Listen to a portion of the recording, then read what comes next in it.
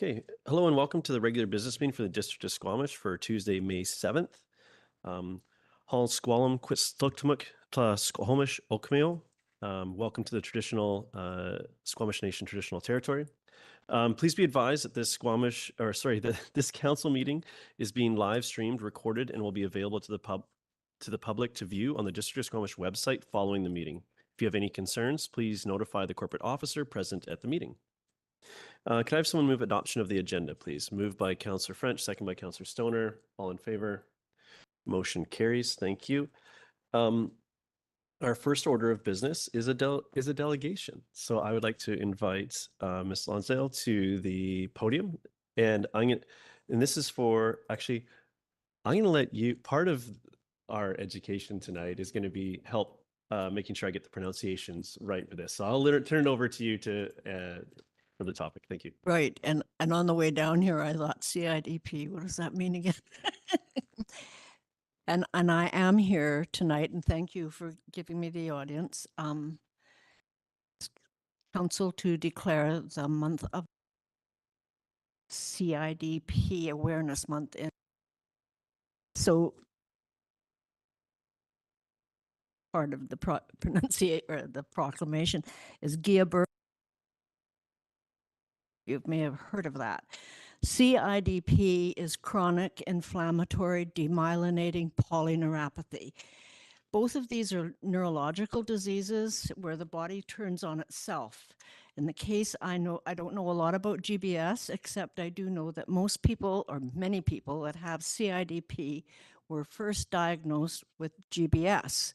And of course, when that treatment doesn't work, they keep looking, and then they come to the next level, which is CIDP, which affects about 1 in 100,000 people. And like COVID, there's many variants of CIDP. And my son, Rob, has one of the rarest, and it's called Neurofascia 155. I've handed out a little paper tonight, just with his story.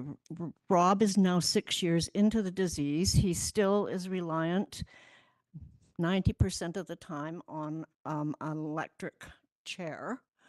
And around the house, he can maneuver so long as he's got a wall or something he can bounce off of. So, but life is pretty good because at one point he had to be moved from his room or anywhere else. He likely won't get any more back. He's been involved with the CIDP Foundation for the last 4 or 5 years and recently became a liaison for the Caribou in northern BC. So that's kind of nice. And so what you see there is the foundation actually had him tell his story. And I thought, what the heck? I mean, I know you people have so much time on your hands. You'll be able to look at it. But in case you find a few minutes, there is Rob's story. So all I basically wanted to do is actually ask for the proclamation.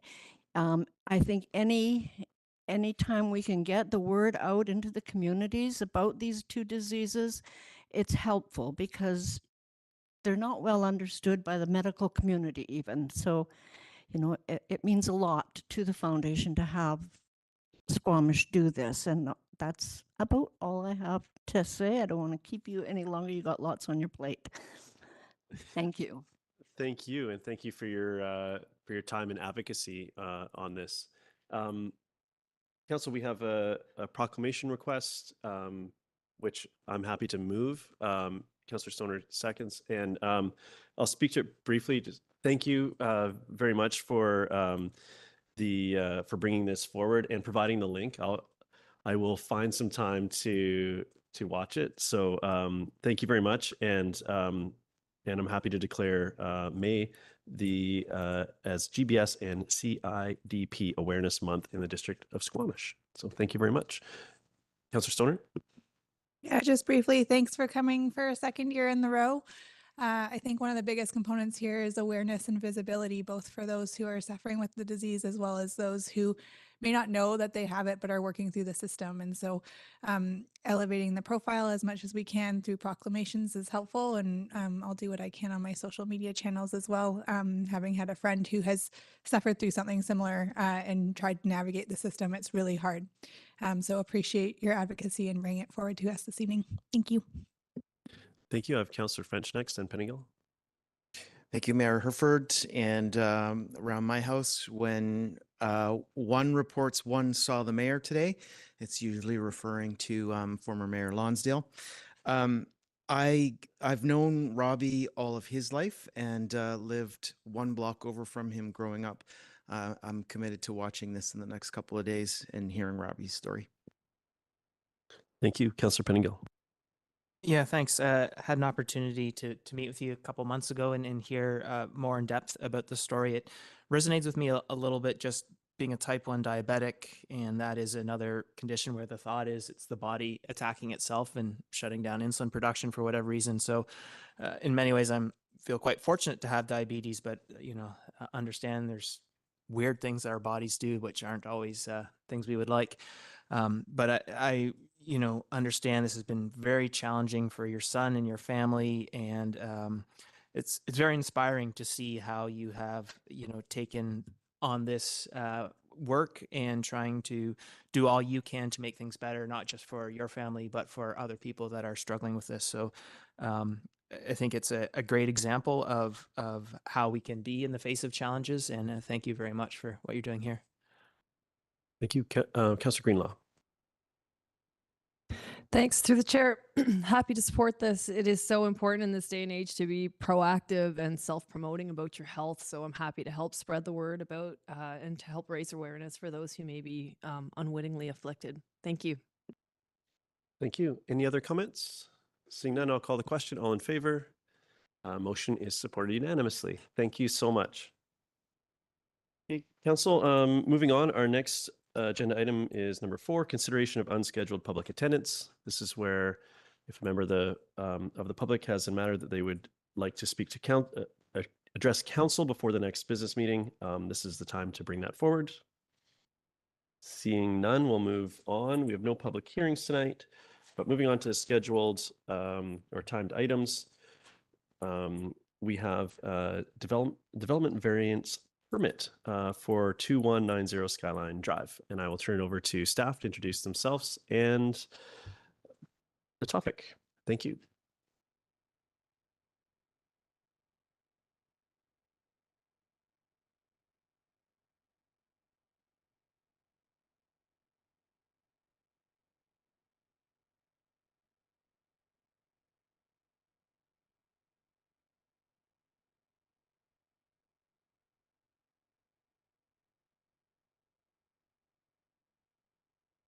Okay. Good evening, Mayor and Council. Philip Gibbons with the Community Development Department. I will be presenting on a development variance permit for 2190 Skyline Drive, DVP 24. So the subject property here, as I mentioned, 2190 Skyline Drive in the Garibaldi Estates neighborhood. Close to Garibaldi Way, and it is currently developed with a single unit dwelling with a carport at the rear. The lot is a regular shape, and it is a corner lot as it's on a corner with a stub road off Skyline Drive as shown on the map on the slide. The carport, which is at the rear, currently has access from that stub road, and all the surrounding land uses are residential.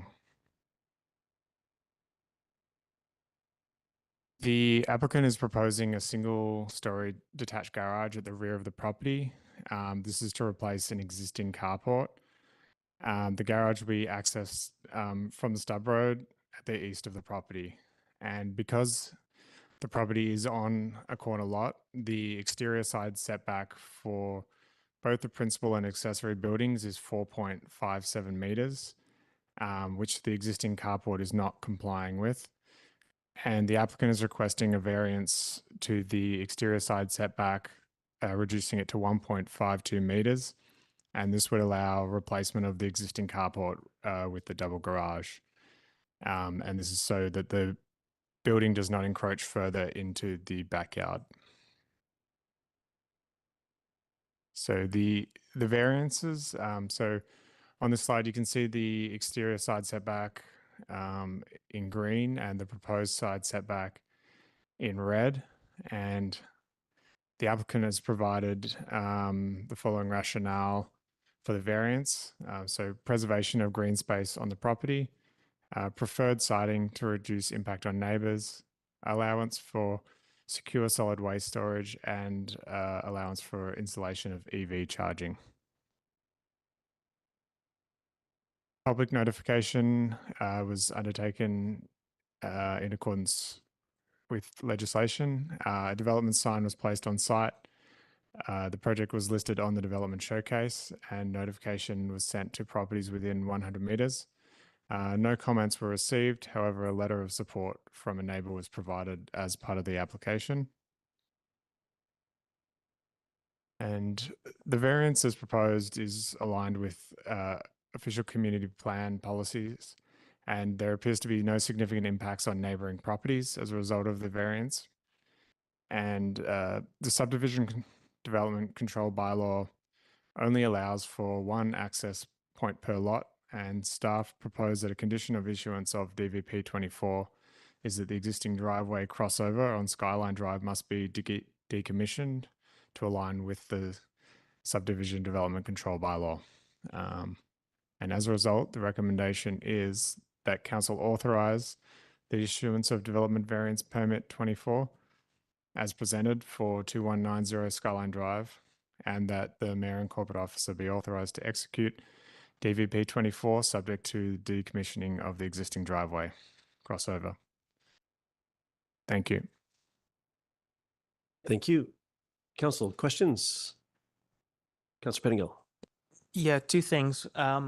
The one, the letter with the redaction, I'm assuming it's the adjacent, directly adjacent property, but it's not clear. Is it that property or is it someone just in the neighborhood that the letter's from? It's immediately adjacent. Okay, thank you. And then the other thing that caught my eye a bit was the advisory design panel seemed to feel there was not hardship, and what I took from this is it seemed like they were, it was implied they were less supportive of the idea. I'm just wondering if you can clarify that, and or if, you know, there was a disconnect between staff's perspective and the ADB perspective on this variance. Through the mayor, is a clarification that the border variance did not believe that there was a hardship. So, yeah. In the report, I think it said that the ADP thought there wasn't a hardship, and I sort of took from that they were maybe saying they. okay.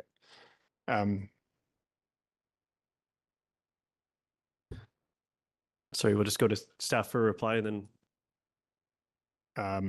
To the mayor, I believe so. The border variance makes a decision on whether a hardship or not for a border variance application. In this case, because like it's determined that it's not a hardship, so that's where you would pursue a variance through council, through a development variance permit process. So there are two avenues to pursue variances, and where a hardship is not seen by the Board of Variance, it's possible for an applicant to then apply through the development variance process, which they have done. Okay, thank you. I must have misread that. Somehow I got the idea that advisory design panel had weighed in on this. I was sort of confused, hence my question. So, all right, thank you. Thank you. Other questions? Councillor Hamilton. Yeah, I was just trying to look up, couldn't get to it quick enough. Do you remember what the exterior side setback, the proposed exterior side setback is for the new R1 zoning that's been proposed?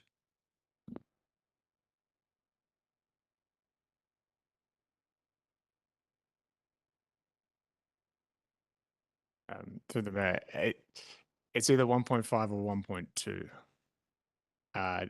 We can look it up.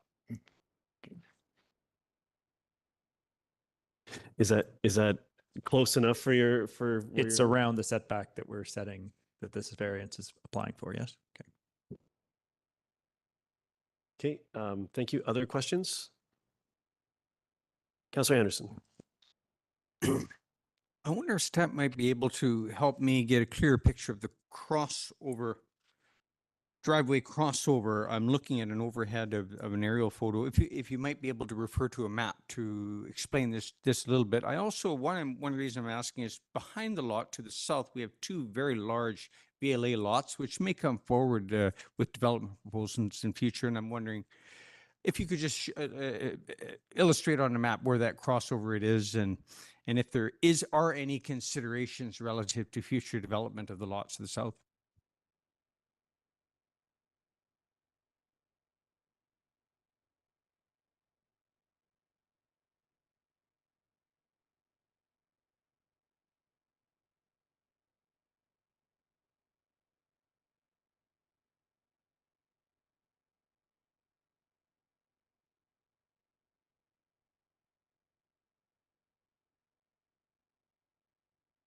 So that I'm not we don't have the web map easily available. Apologies. Neither Philip or I are experts on anything but putting the presentation up on the system. So, did your photo have it in the map or in the presentation?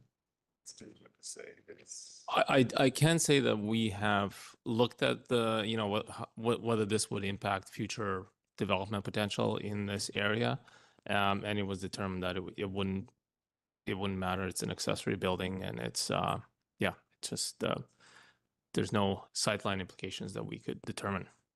Thank you. Sorry, Councillor, your mic clicked up. Oh, I take it that the driveway crossover is the one currently used by the residents, and it's on the east side of the dwelling. That's where I put my election signs. I know the territory a little bit. The sorry, do you want to orient us with that? I have a Google Street View in front of me, was what I used to make sure that I understood. I don't know if we have the ability to feel like there's a solution being worked on right now, so.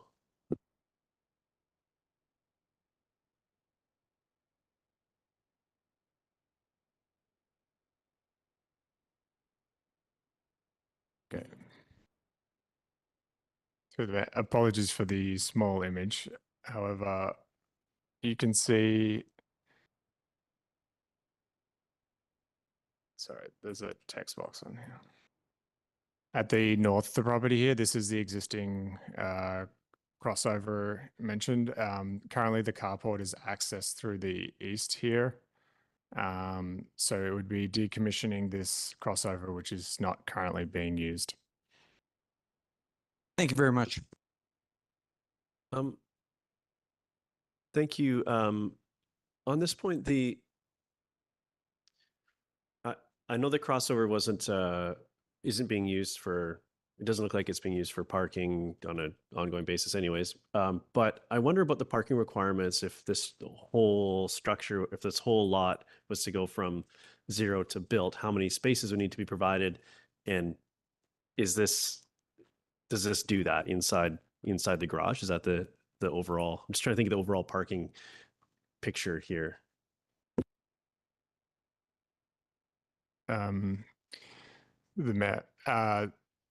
The parking requirement would currently be 2 spaces for the existing dwelling. So it would meet the current requirements under the zoning bylaw. Okay, thank you.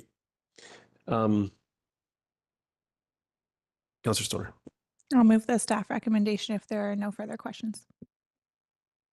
You're seconding that? Okay, I would like to speak to it. Yeah, just briefly, appreciate that there's no specific hardship, but I think the rationale and the logic behind this variance request is reasonable. It's just replacing the existing footprint, and appreciate staff's efforts to try and align this with our subdivision and control bylaw and closing off the Skyline access on the north. It's already a super busy and tight area. It's one that I bike frequently. And so having fewer driveways onto that street, I think will be helpful just in terms of traffic flow and safety for pedestrians and cyclists and motor vehicles alike. So I think this makes good sense. Thank you. Councillor Hamilton. Yeah, I'll absolutely support this development variance permit. It's certainly inconsistent with the proposal for the new R1 zoning that I also support. So yeah, support this. Thank you. Other comments? Councillor Anderson. I'll also be in support of the staff recommendation. And while the issue of safety isn't highlighted in the report or in the rationale provided by the applicant, I do agree with Councillor Stoner that this is a factor here that we have taken into consideration with staff's recommendation. Thank you. Any other comments? Councillor Greenlaw. Through the chair, I'll just speak in support of the staff recommendation as well. This is just a logical variance to apply given the current setup of the property. Thanks. Thank you. Just a quick comment, supportive of this. I think that we're generally going in this direction with the changes to our zoning. So makes it quite easy to support. And like some of my other colleagues have mentioned, the sort of cleaning up the potential for an access on the north part of the property, even though it's not being used as such at this point, I think is also a win. So yep, happy to support. With that, I'll call the question. All in favor? Motion carries. Thank you very much. So council, next we have the consent agenda. Is there anything that anyone would like to pull from the consent agenda? Councillor Anderson, go ahead. Mayor Herford, I wish to pull item B3 in the correspondence under received for information. That's the Fortis BC letter, please. Okay, happy to do that. We'll deal with that in an appropriate spot on the agenda. Anything else? Okay, I'll move the consent agenda. Is there a seconder? Seconded by Councillor Stoner. All in favor? Motion carries. Thank you very much. And we'll come back to that item B3.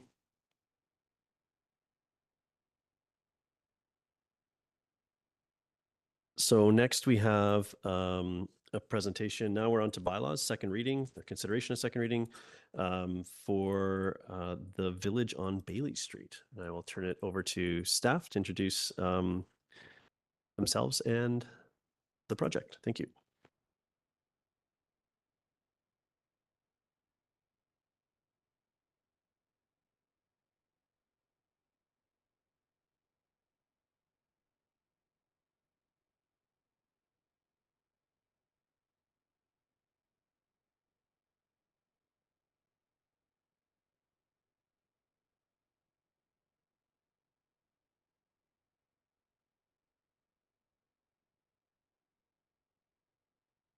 Okay, good evening, Mayor and Council. My name is Carrie Hamilton, planner for the District of Squamish, and I'll be presenting to you today Amendment Bylaw 2671, 2023 for second reading for rezoning file 000004 for 1331 and 1251 and a portion of 1100 Bailey Street and 38261 Cleveland Avenue, collectively called the Village on Bailey Street.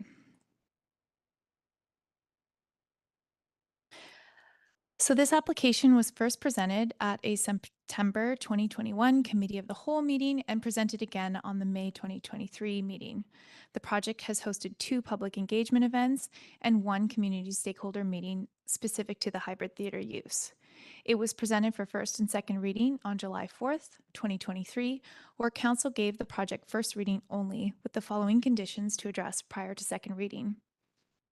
Affordable housing to meet CSC targets, more information about the hybrid theater, revised phasing plan to address affordable housing and amenity timelines. Today's presentation will present proposed changes to address all 3 council comments from first reading.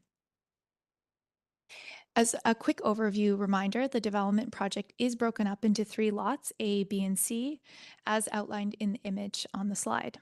Lots C and B are primarily residential buildings with a total of 191 market units, with a small portion of ground floor commercial at the Lot B east corner. Lot A is predominantly commercial employment buildings with a roughly a total of 10,000 meters squared of commercial use, with 39 affordable units proposed.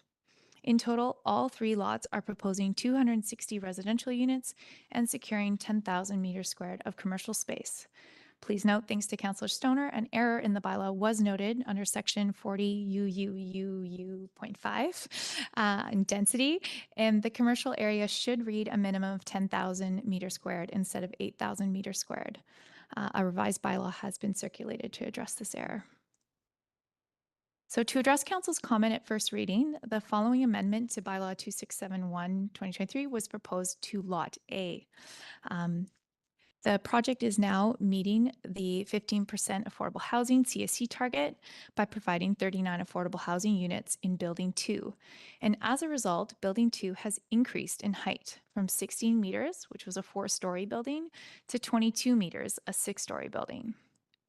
Through more detail on the hybrid theater use, the project has expanded the hybrid theater building located in Building 3, and as a result, the height of the building is proposing to change from 17 meters to 19 meters, but is still proposing to be 4 stories overall in height.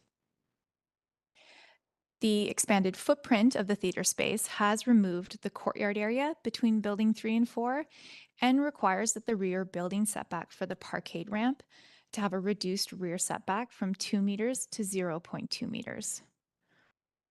Building 1 is also proposing to increase its height from 20 meters, which was a 5-story building, to 23 meters, which is now a 6-story building, to better align with the increases to the adjacent building heights and massing, and to ensure the building remains the predominant gateway entrance building.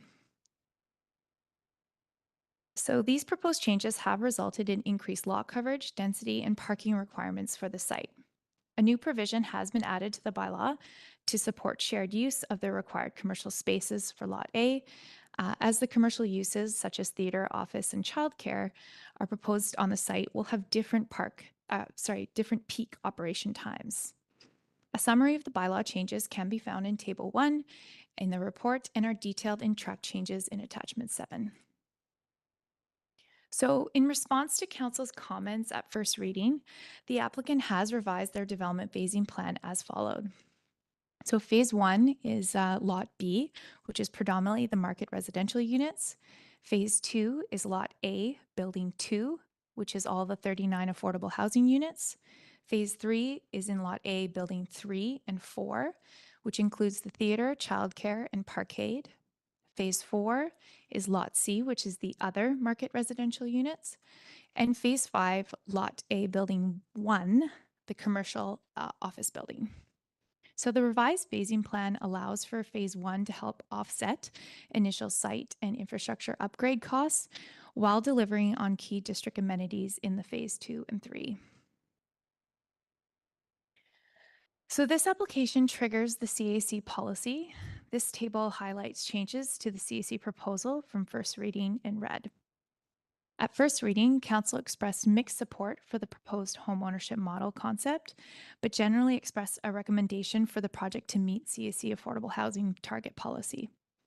As a result, the development is now proposing to meet the 15% of square footage CAC target for affordable housing, all within one building on Lot A. Affordable housing units will offer a range of bedroom types in alignment with the OCP policy and will be secured in the land development agreement to meet BC housing minimum sizes. Per the CAC policy, this 15% was based off of the market residential use proposed, minus the existing zoned residential GFA for the portion of Lot A that's zoned C4.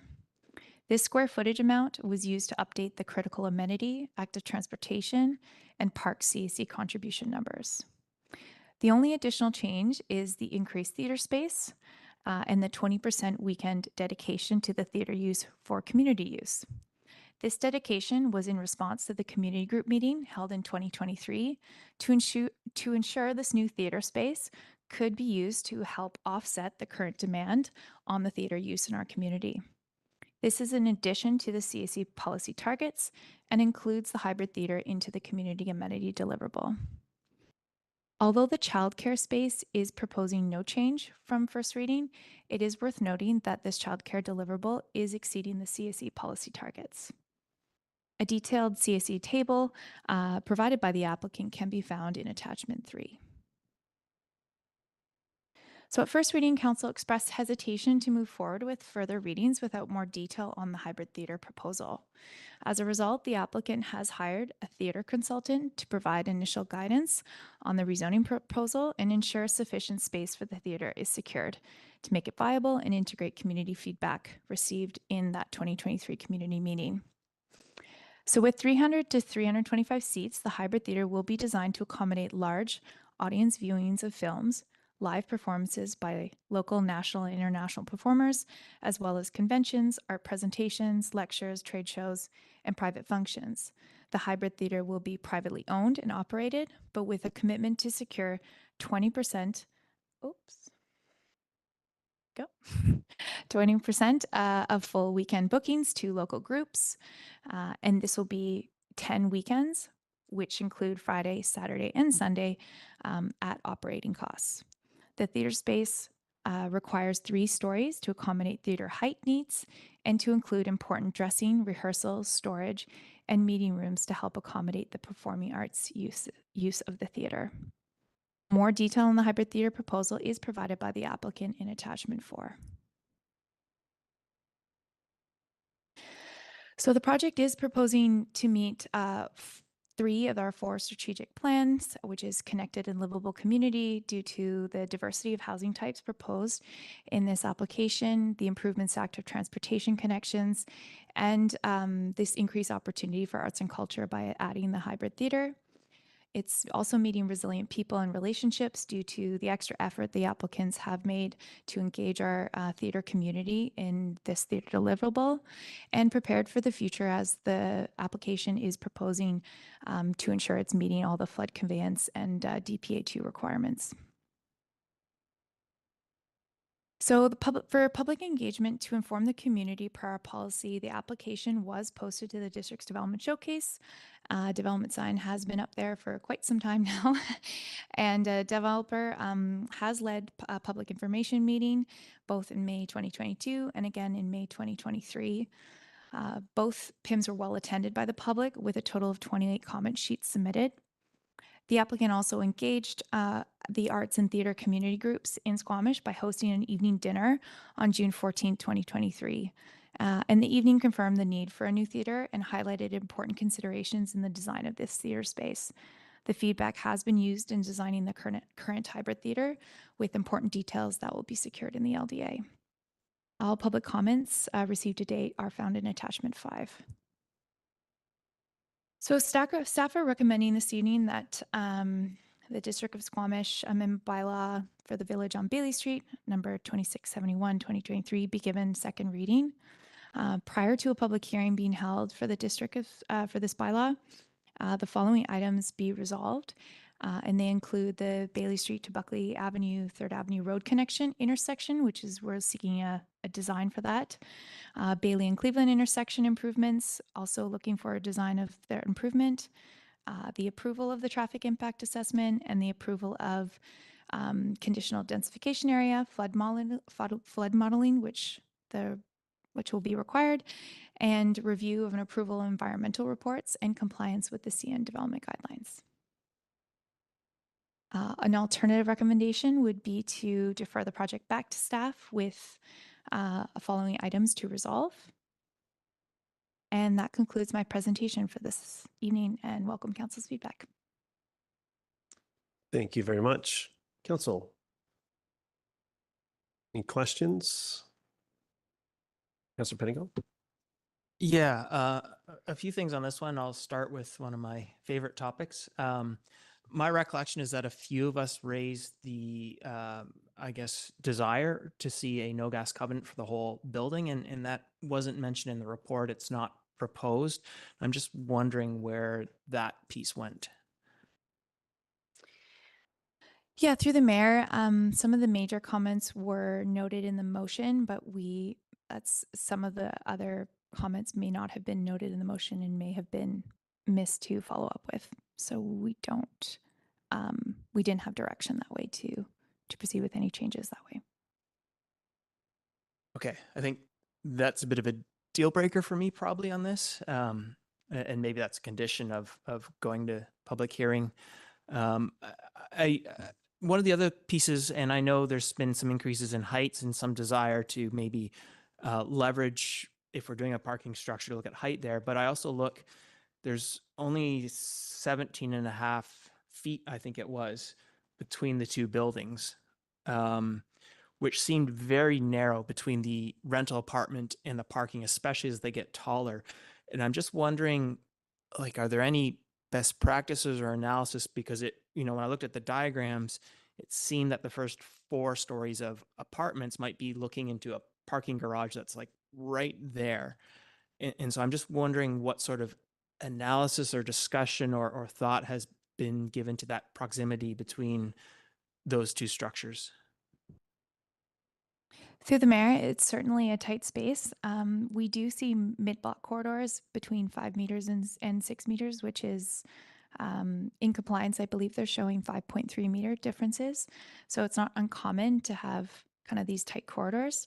And they do provide still activation for people, and they can still provide windows, but the full calculation won't be known until they kind of get to development permit design and building permit design. And is that typical? Like I sort of, in my mind, that makes sense, between the sides, the narrower sides of a building, but between the full back or front side, I guess intuitively I might expect a bit more distance or some step backs or so on. Is 5.3 typical for the sort of wide side of a building for that sort of narrower space? Through the mayor, I don't know if I can speak to what's typical, but I can give an example. Our laneways in downtown Squamish are 6 meters.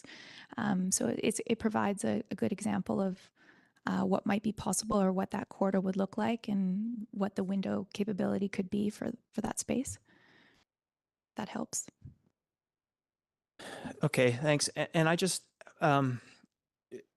did we leave it up to the proponent to sort of sort out the feedback with some of the arts groups, or were we involved in sort of, and maybe we're not typically involved, but what interaction or engagement did staff have in understanding whether or not the arts groups' concerns or needs were addressed by this updated proposal?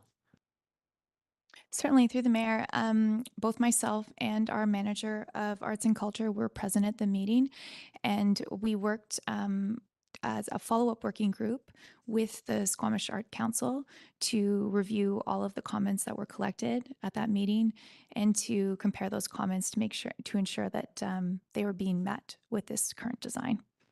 So there has been some further follow-up by staff to ensure that the comments that were raised at that meeting are presented in this revised proposal. And when was that work with the Squamish Arts done, roughly?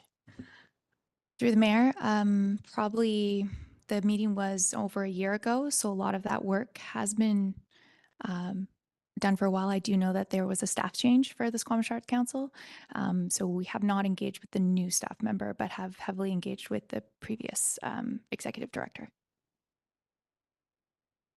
Okay.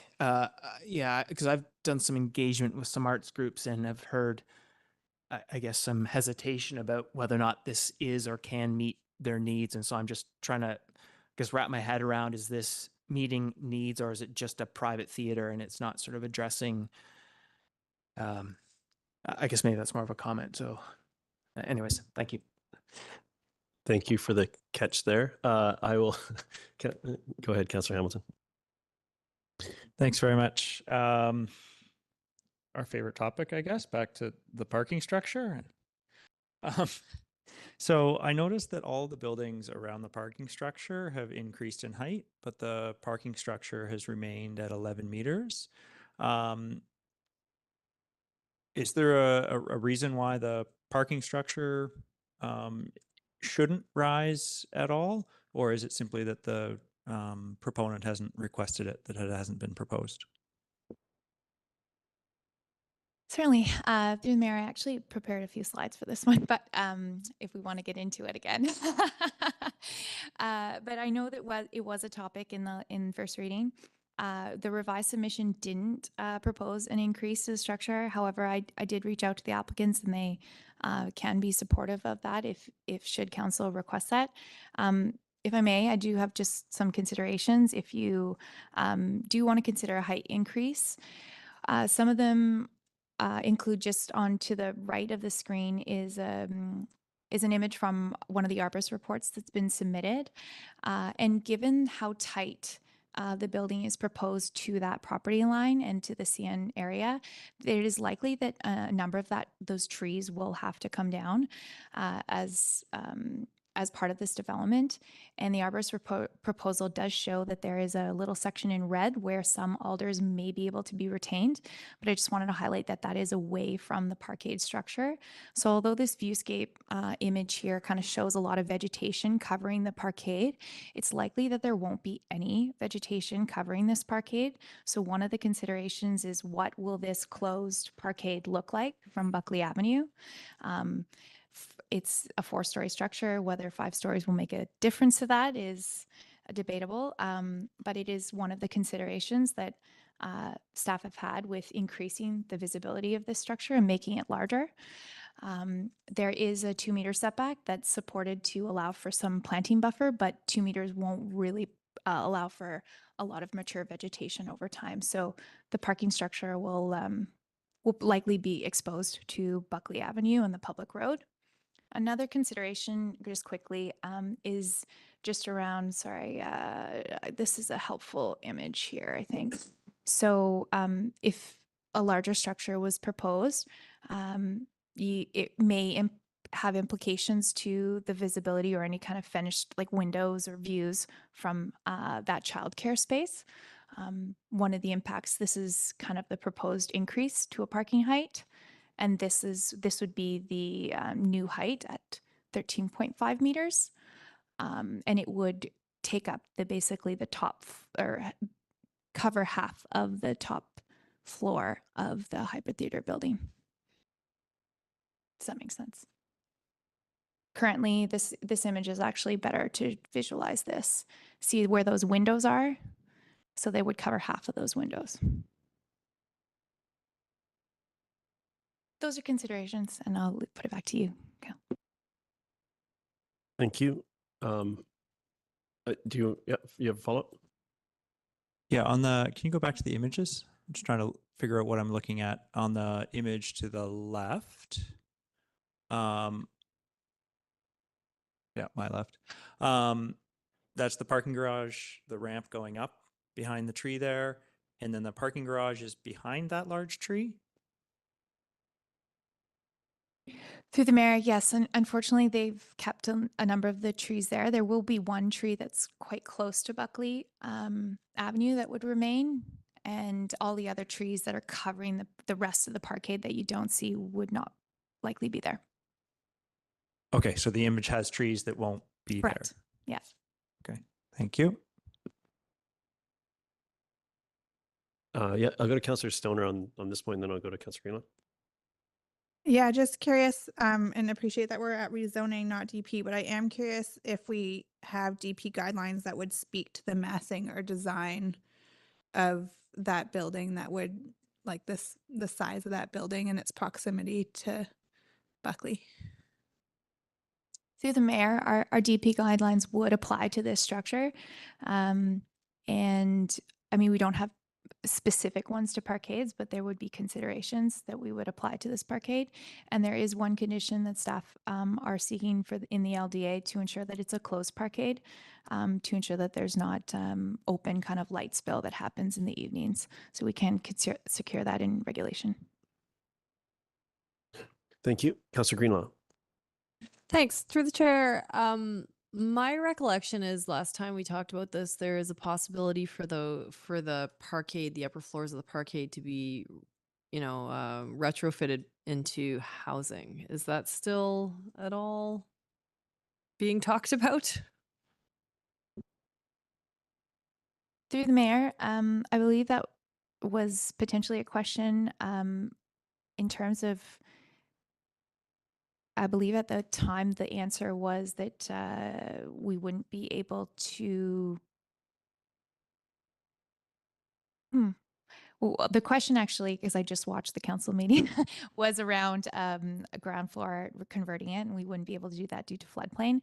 The top floor, however, at this point, the bylaw does not support residential use for that top floor.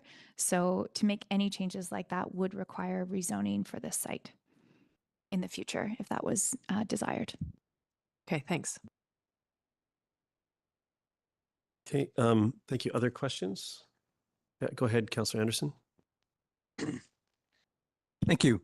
Some of the groups or representatives of them are in community dialogue these days on the status of the current theater available to them and other facilities, including Squamish Academy Music Academy, which a facility they've clearly outgrown. And there's a lot of lessons learned and concern. We have dance groups using West Vancouver facilities. It's a shame. So and I do see these groups have been involved in the discussion focus group of last year, and I have a copy of Amy Reed from Between Shifts Theater's letter of June 17 last year. But I'm finding that the attachment 4 you refer to, Ms. Hamilton, is a little bit brief. And for all of the lessons learned that we are hearing about in the community, I would appreciate more information. In particular, since we do have a professional that's been advising the project, I mean, I'm in cultural facility projects, I would prefer to see a space programming report, or have with the comfort that our staff is engaged with a detailed space programming report for this planned building. And why is some of the themes that you've highlighted, we want it not only to be viable, but it's an integrated design, flexible. It's going to have to be durable and serve in multiple uses, because there are some uncertainties as to what gaps it will fill. So my question is there more that staff has been able to obtain or review in the way of a detailed space programming report that we might expect for a cultural facility in other communities, or indeed in this one? Through the mayor, certainly it's a good question to be raised. There's definitely a balance that we're trying to strike with this rezoning level of the theater use and the comments we received from the community. Our proposal right now is to secure that 20% allocation with some conditions, as well as the site plan for the theater. So not just that letter, but I'll go back to it. So there is a number of plans that were proposed in the architectural package that do speak to many of the comments that were raised by the community, such as storage unit amounts, specifics like making sure there's washrooms in the dressing room, the location of those dressing rooms, the amount of space for rehearsal space. All of those components we are suggesting these site plans will be secured in general in the LDA to comply to this. And this will give staff leverage at further stages to ensure that we're meeting those community needs and securing this in some form at a rezoning level without getting kind of too into the details of how that space will perform, what the costs will be. All of those details will be much better known once they are able to proceed through development permit and building permit and have a lot more concrete details to come back with.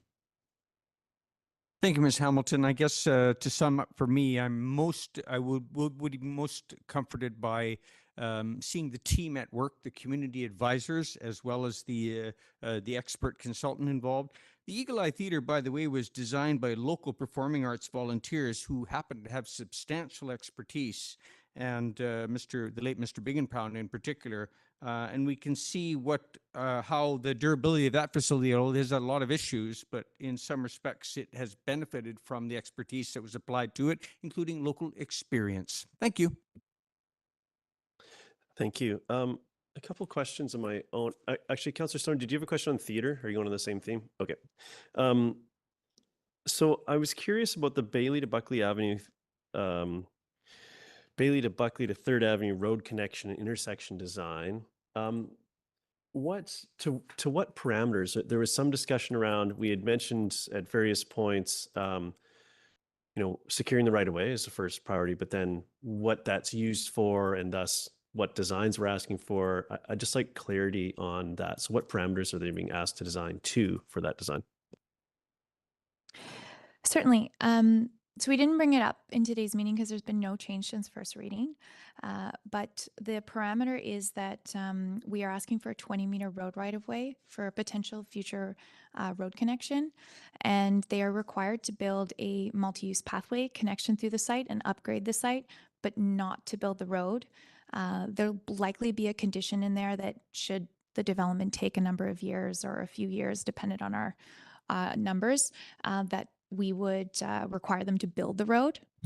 And that is one consideration. But the goal of this rezoning and this being a condition is to ensure that we have a viable kind of 50% engineering design of that intersection on both sides and the road through to ensure that we have the lot lines correct and that there's not any future changes to the building that would impact it should this road design not work.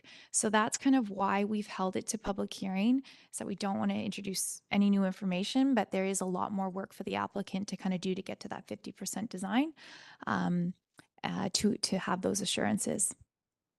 Okay, thank you. That makes sense to me. I'll go back to Councillor Stoner. Thank you, through the chair. Just on that, is there a similar rationale for the Bailey and Cleveland intersection improvement draft design as to why we would hold that to third reading and not get that in advance? Yeah, through the mayor, this entrance design is a bit trickier for this development because it's connected to the downtown entrance study. And so it's required a lot of work with district staff to kind of decide on if we're going to go with an interim design or a design that could work with a gateway entrance future design for the district.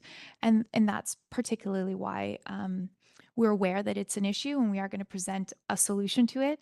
But the timing of it is in relation to the complexity of the site, and it's mostly complexity with the district as well to confirm those details. Okay, thanks for that context. I had a few other questions. The first is in the language of the zoning bylaw with respect to securing the at least 20% of 3 bedrooms. So this is section 40 UUUU.3, conditions of use. Section A, which reads at least 20% of the residential unit shall be apartment or townhouse dwellings containing at least 3 bedrooms. And my reading of that is that it could be 20% of apartments or townhouses, not 20% across the board. And I think what we try and secure is 20% both townhouses and apartments. And so I'm just wondering if staff can speak to the language there. The language in section C there, at least 10% of all apartment and townhouse dwellings shall be constructed to adaptable dwelling units, is much clearer to me. And so I just want to make sure that we're on the same page, that 20% of both the apartments and the townhouses will be secured as 3-bedroom. Through the mayor, I think we're on the same page. The way it's supposed to be read is to give some flexibility. I believe a lot of the townhouses will be providing the 3-bedroom. And so it's to allow for the 3 bedrooms to be both in the townhouse form and the apartment form. Is that clear? Yeah, but I think what we're trying to secure is a diversity of housing mix and form for 3 bedrooms. So the risk is that they're all 3 bedrooms are in townhouse forms and they're extremely more expensive and families can't live in them. And so I think what we're trying to secure is 20% across all built forms for 3 bedrooms. Yeah, so through the mayor, the townhouses that are proposed here, the definition for townhouse is just that it has ground floor access. And they are kind of the amount that they will have along that frontage wouldn't be sufficient, I believe, to maximize that 20%. So they would have to still provide 3-bedroom apartments as well to provide that diversity, if that's clear. Okay, that's helpful. Some further clarification on that at third reading or when it comes to public hearing would be helpful, just in terms of the breakdown there. My other question was around clarification of the parking. So in the staff report for table 1, it says that the required parking is 240 stalls. The proposed amount is 198 stalls. That is separate from the parkade structure, right? So that's in addition to. Through the mayor, say those numbers again. So this at second reading, it says required is 242 stalls. And the proposed is 198 stalls. And I'm just wondering if that includes the 169 from the parkade. Yes, through the mayor, that is only the parking for Lot A, and it does include the parkade. And it includes, they have proposed 169 of those stalls to be public. And then there's for lot B and C, it has its own parking that meets our requirements. Through the mayor, correct. I just didn't bring that up today because there were no changes to Lot B and C. Thank you for the clarification. My other question was around the max heights that are in the bylaw. Some of the 6 stories are 23 meters and then another one's 22 meters. And then 4 stories might be 19 meters or 11 meters. So I'm just curious why there's a differentiation between measured heights and story heights. Through the mayor, certainly, it definitely is a bit complex that way. A lot of it has to do with one being the theater height. It's quite a unique building and it requires kind of a unique height. So that is definitely one of the unique elements in here. For the building 1, which is the predominant office commercial building, they are proposing a very high first story to kind of create a very strong entrance and ground floor commercial unit. So that's why that one is 23 meters, where and 6 stories, whereas the affordable housing unit with the ground floor commercial maybe doesn't need as prominent of a ground floor. And so that's why it's further reduced. And that's why there's some of the variation. Thanks for that clarification. My last question is just around the proposed phasing, and I appreciate some of the effort that staff and the proponent have come to in terms of the new proposal. I think my general concern is that we still don't have enough to anchor the later phases of the development as proposed. So there's a lot of upfront in phase 1. I think we're looking at 102 units or 89 units. Anyways, there's a lot of residential in phase 1, which I appreciate is needed in order to finance the rest of it. But what levers or tools do we have to make sure that phase 2 and 3 get built? Because I see a risk there. Certainly, through the mayor. I'll just go back to one of my first slides. It might help. So they're in Lot B, so that's the one that they're going to propose first. It is kind of their anchor building. And again, it's proposed first to, there's substantial road upgrades that are going to be required, servicing upgrades, significant upgrades to the site. So that is going to help them kind of offset those costs. But Lot C has 102 market units proposed, and that is after the phase 2 and 3. So that's our phase 4 proposal. So there is definitely that leverage to ensure that that particular, those amenities get done so that they can actually build Lot C.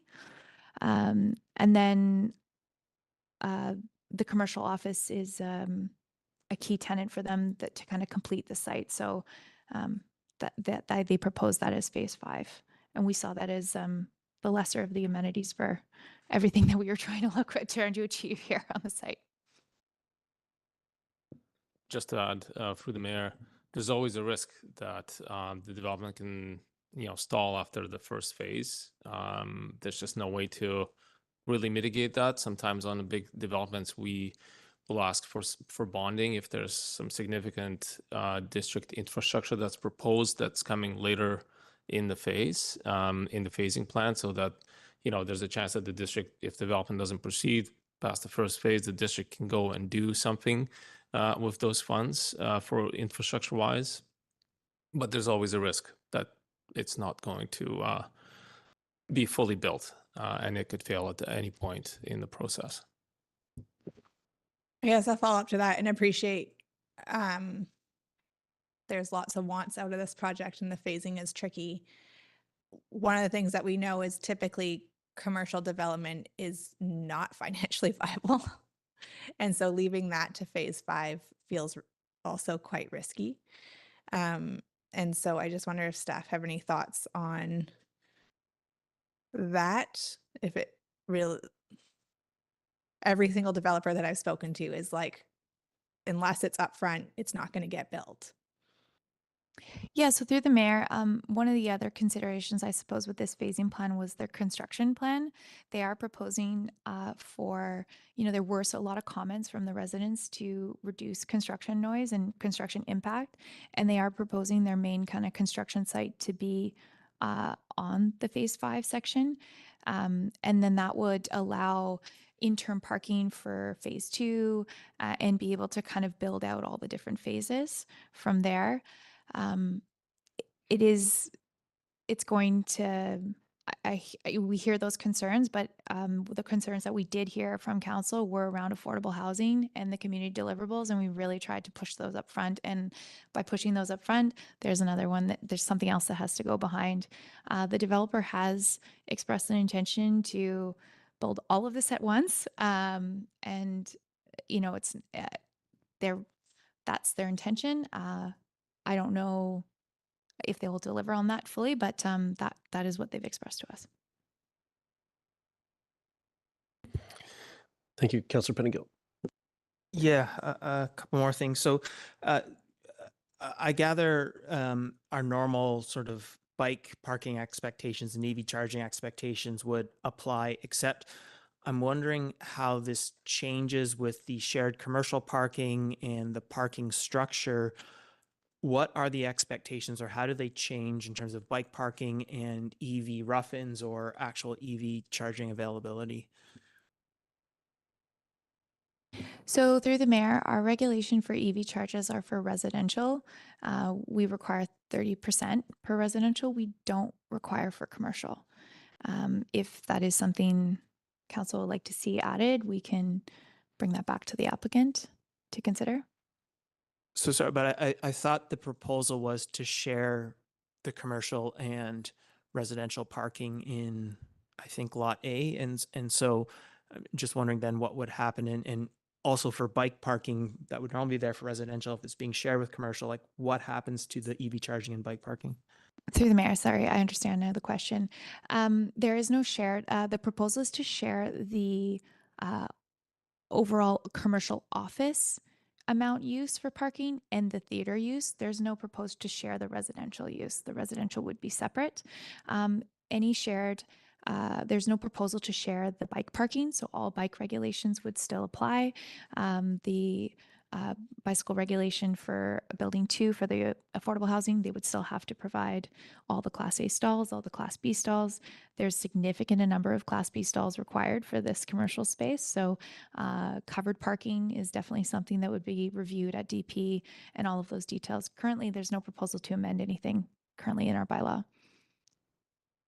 Okay, and just switching gears for a moment, did I understand correctly that the theater and that whole building, that whole idea is not required to meet the CAC requirements? It's sort of being thrown in the CAC list, but they're actually compliant with the CACs without the theater at all?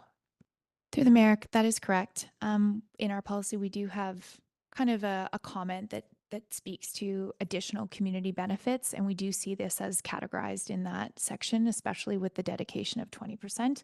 And that's why we've included it as part of the CAC element, but it is not required in our target policy. Okay, and I guess maybe this is where I'm struggling, because quite frankly, speaking to a few art groups, what I've heard is that, in general, the idea of a new private theater might be great, but there's a great deal of skepticism that this aligns with current community group needs. And so I guess I'm worried that we are headed down a road where we are requiring or asking for all sorts of things of this theater that isn't serving the intended use, which is community need. And so I guess our only way to deal with that really would be to refer back to staff. Otherwise, we may sort of end up with sort of imposing a bunch of restrictions on what is ultimately just a private theater. Or like, is there, unless we, I guess, move something with specific changes to what the theater has to be, it would need to refer back to staff to kind of work out what our expectations of a theater are.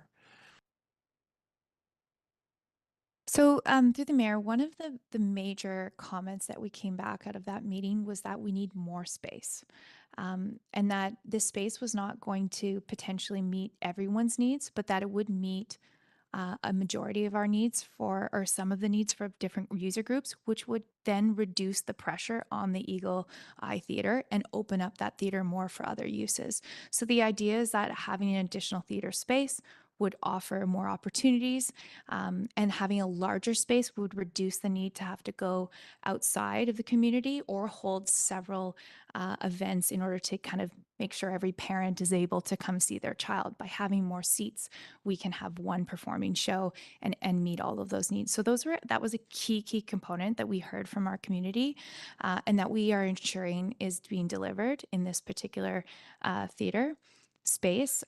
There was a lot of comments we received, and staff have done a full review of that and are proposing something that is meeting those community needs. So unless I have direction of what specific is not being met by the community, I'm not really clear on what would be pushed back to staff.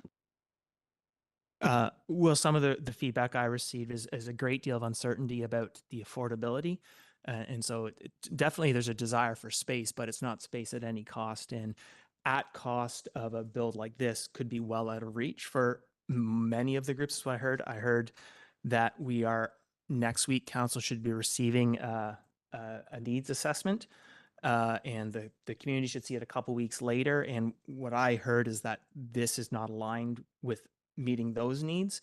This could be, again, as a private theater, that might be great and well supported, but it's not sort of meet. And so if we're looking at this, hey, it's a private theater and we're happy with that, and we don't put sort of restrictions that make it hard for it to succeed, then maybe that's the way to go. But if we're viewing this as, here's the thing to meet all our community arts needs, we're not necessarily getting that success story here. So I'm trying to sort of understand, is this a CAC amenity, and we should be really sort of sweating the details, the cost and the availability of the space, like who gets to use it and when and who decides?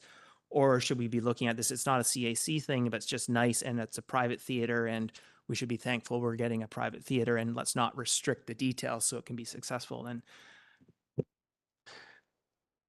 Go ahead, Mr. Vilniskis. I think, yeah, go ahead. Well, I think that I think there's a question there specifically to the folks we have in front of us, but there's also a question in there around the overall needs of the arts community. And I think that we heard earlier that staff is trying to put us in a position to have the biggest impact possible. But I think it's acknowledged that this isn't the only solution. It's part of the puzzle. So I don't know that your question that was in there is necessarily for the planning folks on this file, but rather for the broader arts community and the work that we're doing that needs to be done there, whether it's arts and culture strategy or other facility planning or whatever that looks like. So I just want to make sure we're asking a fair question of the folks and the expertise we have in front of us with this application. But with that in mind, I'll go to Mr. Vilniskis. And thank you. And you're absolutely correct. This is a private theater with a public component to it that's proposing to address some of the needs, but not all of the community needs. And I think what I would suggest is important is that at this stage, we're going for second reading and then public hearing. At the rezoning stage, this is pretty much the detail we're going to get to. It's a pie in the sky right now, because there's so much uncertainty with this development. I think the real details we're going to get to the real details while the building is being designed at development permit stage. that's when we would start diving into, you know, the operating agreements and all of that, and the building design, and making sure that it can fit some of these needs. At this point, we're just looking to, if this development proceeds, to get some commitments in the land development agreement to do that work later on, essentially.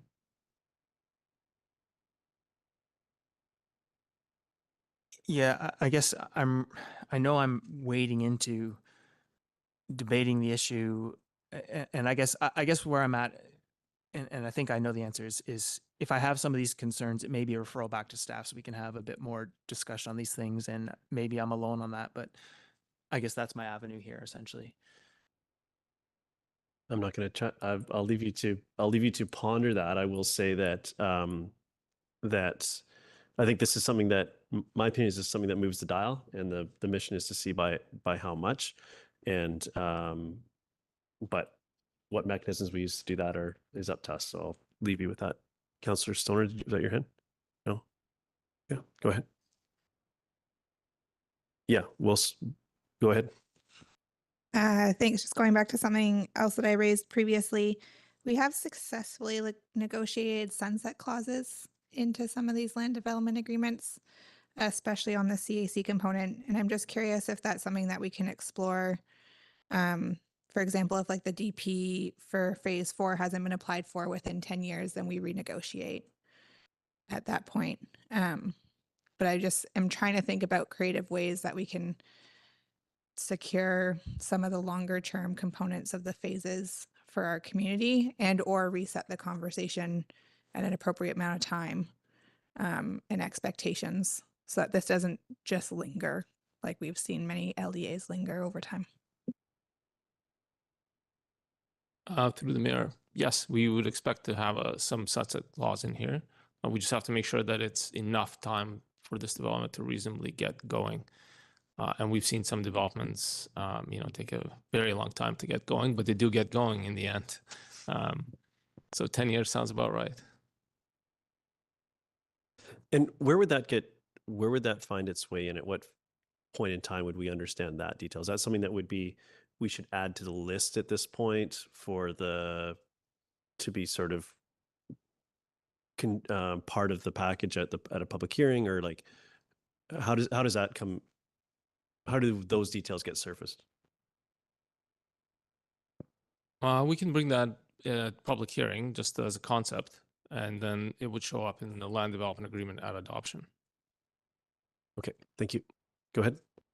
And then my other rambling thought, going back to requirements B and C in the staff recommendations, so the Bailey and Cleveland intersection and the traffic impact assessment. These are elements that we saw in the public comment so far as being a significant area of concern, which parallels, I think, another development that we saw recently on Tantalus. And we did request that the traffic impact assessment be completed before it get to third reading, so that we could have some clarity and some answers for our community on this isn't just in the process of being designed, but it will actually have some sort of solution to it. And so I'm just curious about staff's recommendation here in terms of the timing of receiving those at public hearing, and the risk that that derails the process more if those traffic impact assessments, if council and the community haven't had time to digest them or provide feedback before public hearing. Through the mayor, yeah, this has been brought up, and there's a difference in this particular application, just given its time that it's been with the district here in review. It having not the TIA timing brought up at the last first and second reading, as well as just the consideration that this is a complex downtown area currently still under review with the district as an entrance study. And it's not that their TIA is not complete at this point. They have submitted it, but it is how does it relate with all the other changes the district is doing. And so there's more detail to kind of get looked at, and there is a lot that this applicant has to do prior to public hearing. And I think they're seeking kind of some assurances to move forward with the second reading, and then we'll have to kind of invest more to flood modeling and a number of other the conditions there. And what we wanted to do by raising as a condition is just raise awareness that we are aware of the concern that the public has, and that we feel that we'll be presenting some solutions and options to address those public comments, especially with the Bailey-Cleveland intersection by public hearing.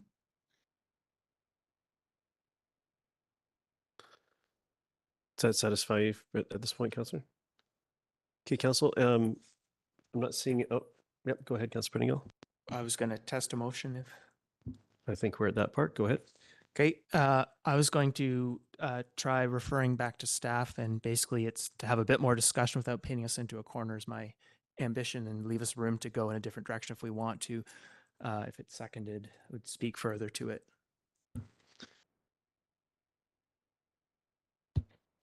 Is there a seconder for this motion? I'm not seeing one. I think I'll give the mover an opportunity to maybe add a list as to why, without having that speaking opportunity to sort of put those pieces out. If we're referring it back to staff, I think it should be clearly articulated to what end. And so if you could provide that detail, I might solicit a seconder. Yeah. I'll second. Oh, sorry. Did you say you're going to second it for discussion? No, the motion is to refer it back to staff. So I thought if the motion to refer back to staff included to address some concerns, that's what I'm fishing for with this at this point. Yeah, and I guess sort of my understanding is if we do a motion to refer and that's not the direction of people, we can at least discuss it, and then there could be a motion to approve to go to public hearing or not. So we have those options. But if we go straight to the move to go to public hearing or whatever, we're sort of locked in, and if there's not agreement, then we're set back and so on. So I'm trying to move us forward in a way we can have a bit more discussion, but doesn't paint us into a corner. So yeah. what I'm looking for is the refer back to staff to address which issues. That's Okay. So I'd like a motion. I'd like a motion that captures that, so then I understand what it is that we're contemplating. And so one for me, and I had understood it was part of the expectation. One, a no gas covenant for the whole thing. One, clarity. I think if this is to be a private theater, not part of a CAC, that may actually be quite desirable to the community. But in that case, I wouldn't want to put any restrictions on the size and so on. It looks like we have tried to impose a lot of some design criteria on the theater, which from what I'm hearing from the arts community don't make sense for a private theater in terms of accessibility and availability and use for it to sort of, I don't want to, if it's a private theater, we shouldn't tie its hands. If it's meant to be a public, solve some of the public problems, I think, what we enforce or require probably needs to be a bit different than what's proposed here. And it's a very long motion. Okay. So, yeah. I see Okay, where so- where I'm trying to get you to. Yeah, sorry. So that's okay. no gas covenant, details around the theater, and I think related to that, the size and proximity to the parking structure. Thank you. Is there a seconder for that motion? And thank you for working through that. Is there a seconder for that motion? Are you seconding it? Seconded by Councillor Greenlaw. Would you like to speak to it? Yeah, so I probably already spoke to the theater pieces. Private, let's see it successful. Let's take away restrictions. If it's, serving community need, let's actually make sure it's actually, the restrictions we're putting in are actually meeting that community need to the degree it can. Because right now it doesn't seem to be doing either well. And it's imposing a lot of density and massing on that site, which exacerbates the challenge of the parking and apartment massing. And so, like, which of these things do we want to give? Which do we prioritize as the most important?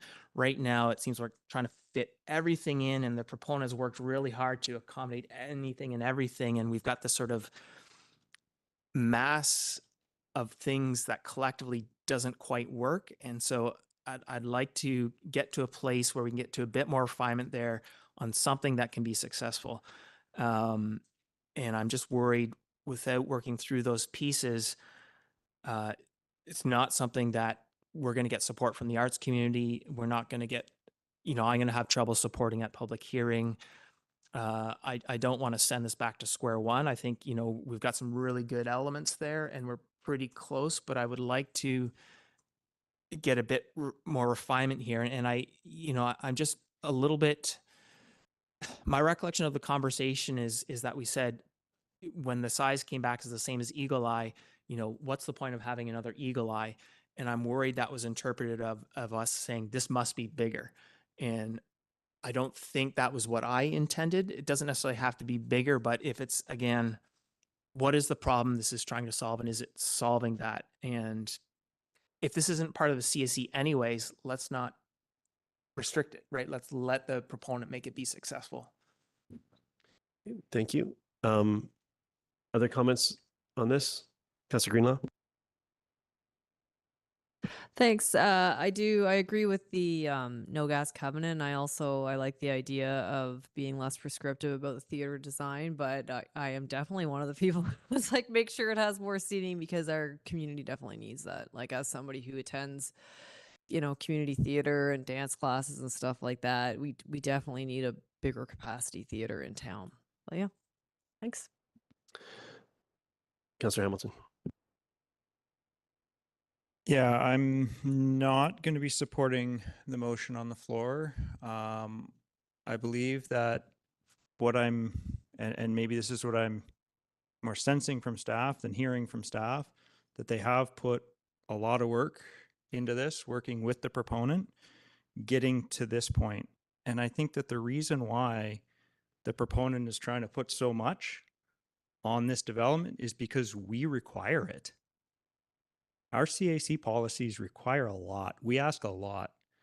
And I think that we're putting a lot of different things into one package. And I think this is a pretty good solution for all the things we're trying to put on it. So I won't be supporting refer back to staff. Should that get defeated, I will be probably likely setting a motion for the staff recommendation for second reading with one amendment, potentially two. Thank you. Other comments on this? Councillor French? Thanks, Mayor. I too won't be supporting referral back to staff. This project has been in our system for a long time. We've talked about it a lot, and I think it's time to take it to public hearing. Thank you. Other comments? Councillor Anderson? I too will not be supporting the resolution. I've listened carefully to Councillor Pettingill, and I do sympathize with a lot of the concerns. However, I'm convinced that our staff is very conscientiously taking these into consideration. At the stage where we're at, I think I'm going to put my faith in the staff, more in the staff recommendation at this time. Thank you. Councillor Stoner? Yeah, I'm flip-flopping on this one, mostly because I just don't want us to end up in a corner where we are at public hearing and then we either need to send it back and start all over again. But I do hear my council colleagues' comments in that we're asking for a lot. I don't think necessarily that the length of time that a proposal has been in the system is the best measure for whether this is successful or not. This is a really big development application with a lot of moving pieces, and it's quite complex.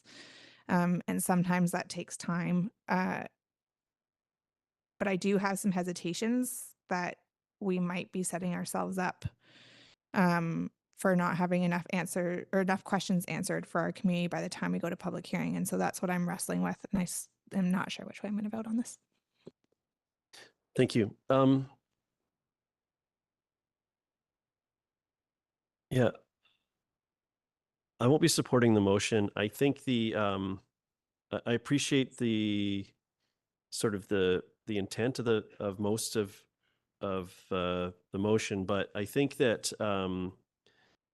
we heard from staff and I think articulate maybe in two different ways, at least two different ways, where we're positioned when on the theater piece, and that there's more clearly saying there's more work to do, and this is putting us in the best position for that, to have something that's to have a project held up that's exceeding our CACs for a CAC related topic is a concept I can't get there on. I'm supportive of the no gas covenant and look forward to a way to incorporate that into the into this process going forward. But I don't think that that in and of itself is enough for me to refer this back to staff and not support moving this forward in some way. So I'm not in support of this direction, but I do think we can look after, but I share the majority of those concerns and I think we can incorporate those going forward. So I'll save the rest of the comments for a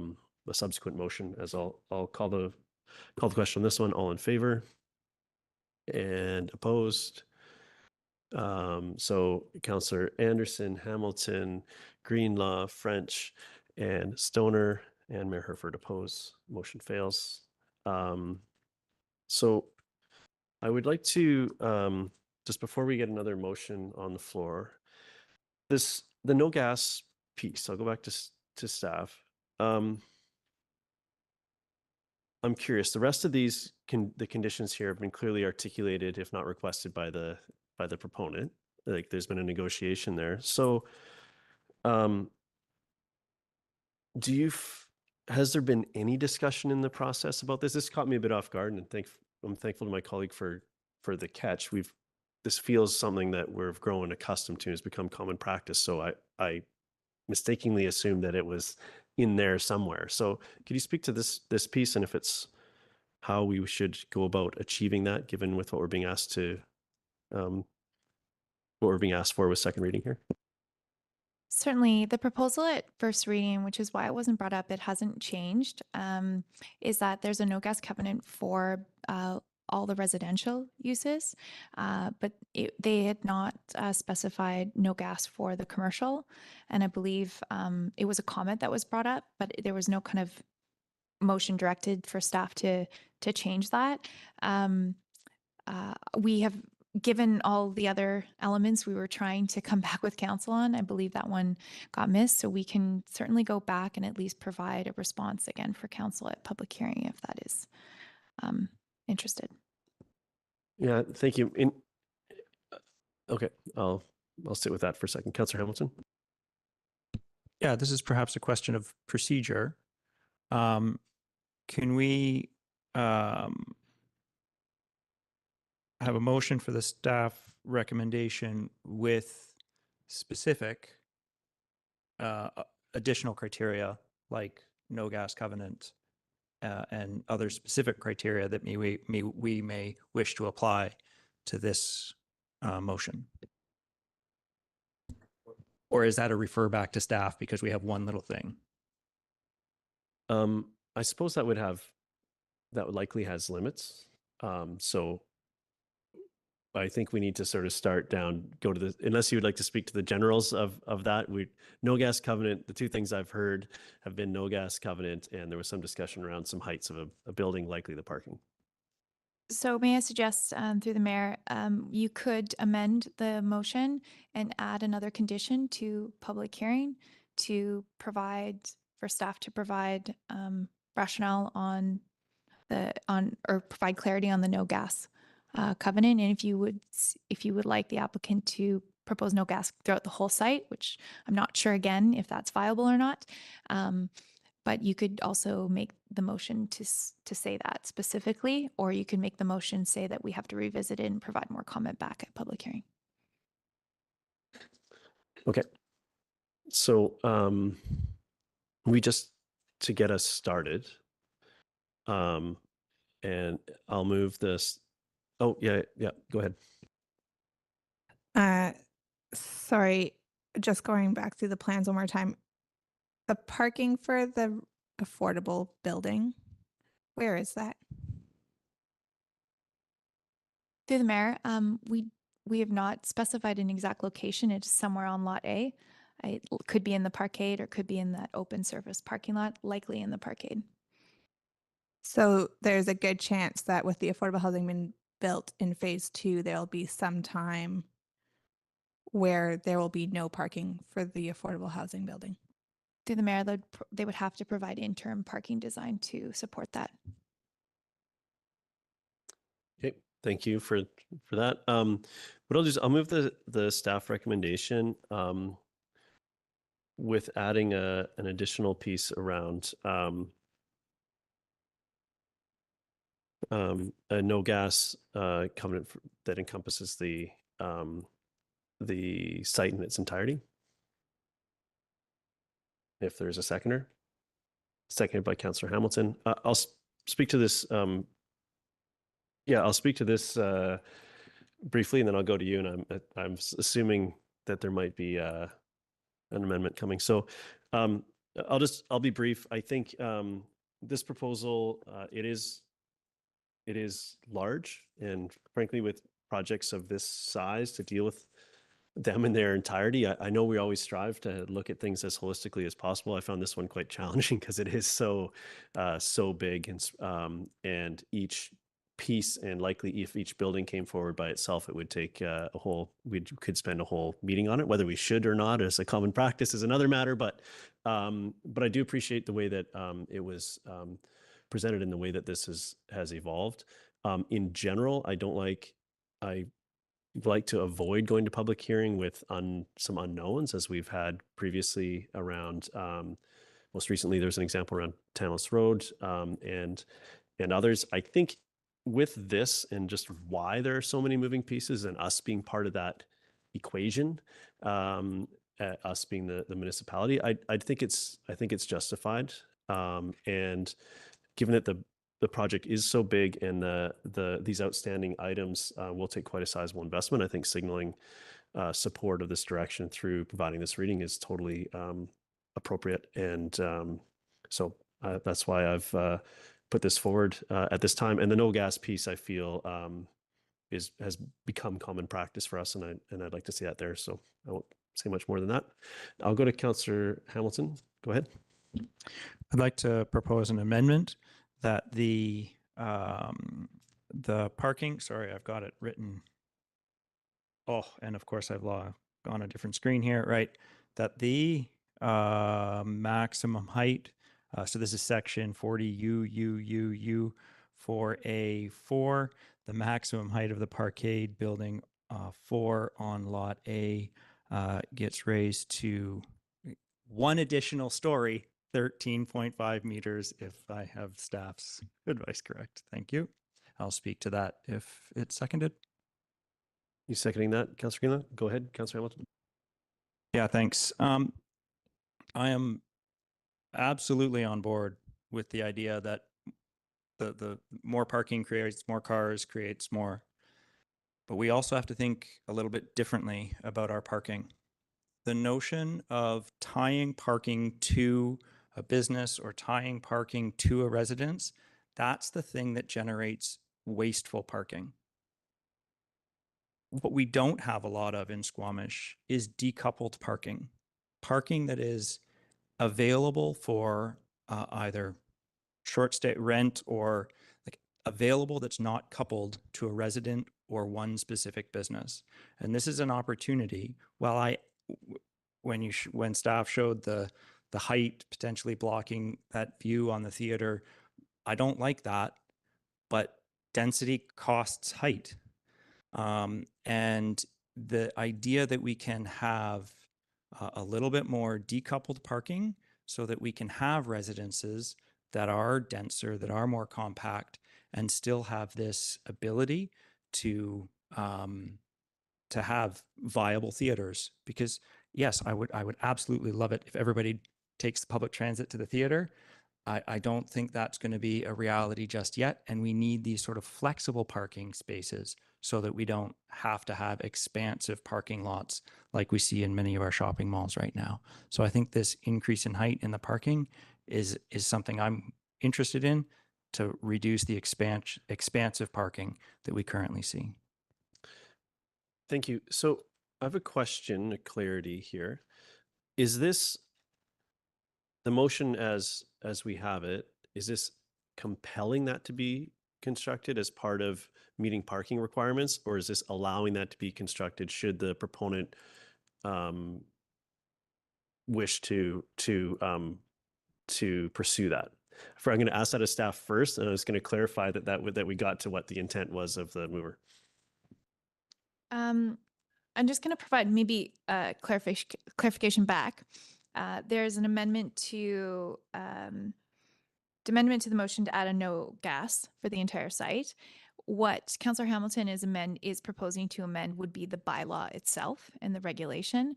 And so I believe it should be a separate clause in the or a separate component in the motion. And I'm looking to my colleagues to maybe correct me if. Okay, we can check check procedurally to make sure that we're on side that way. If we go to the piece around, if we amend the section appropriately and capture it correctly, which we'll strive to do, is it compelling that it's constructed, or is it allowing it to be constructed should they choose to? It's allowing them to construct it. It's not requiring they construct it. Okay, thank you. And thank you for flagging that other piece too. I'm going to double check. So I'll go to staff on this, and Ms. Wells, as we heard, the amendment that's proposed here is to the bylaw itself, not so much to the staff recommendation. So how are we capturing that, and does this need its own piece, or just want to make sure we're on side that way?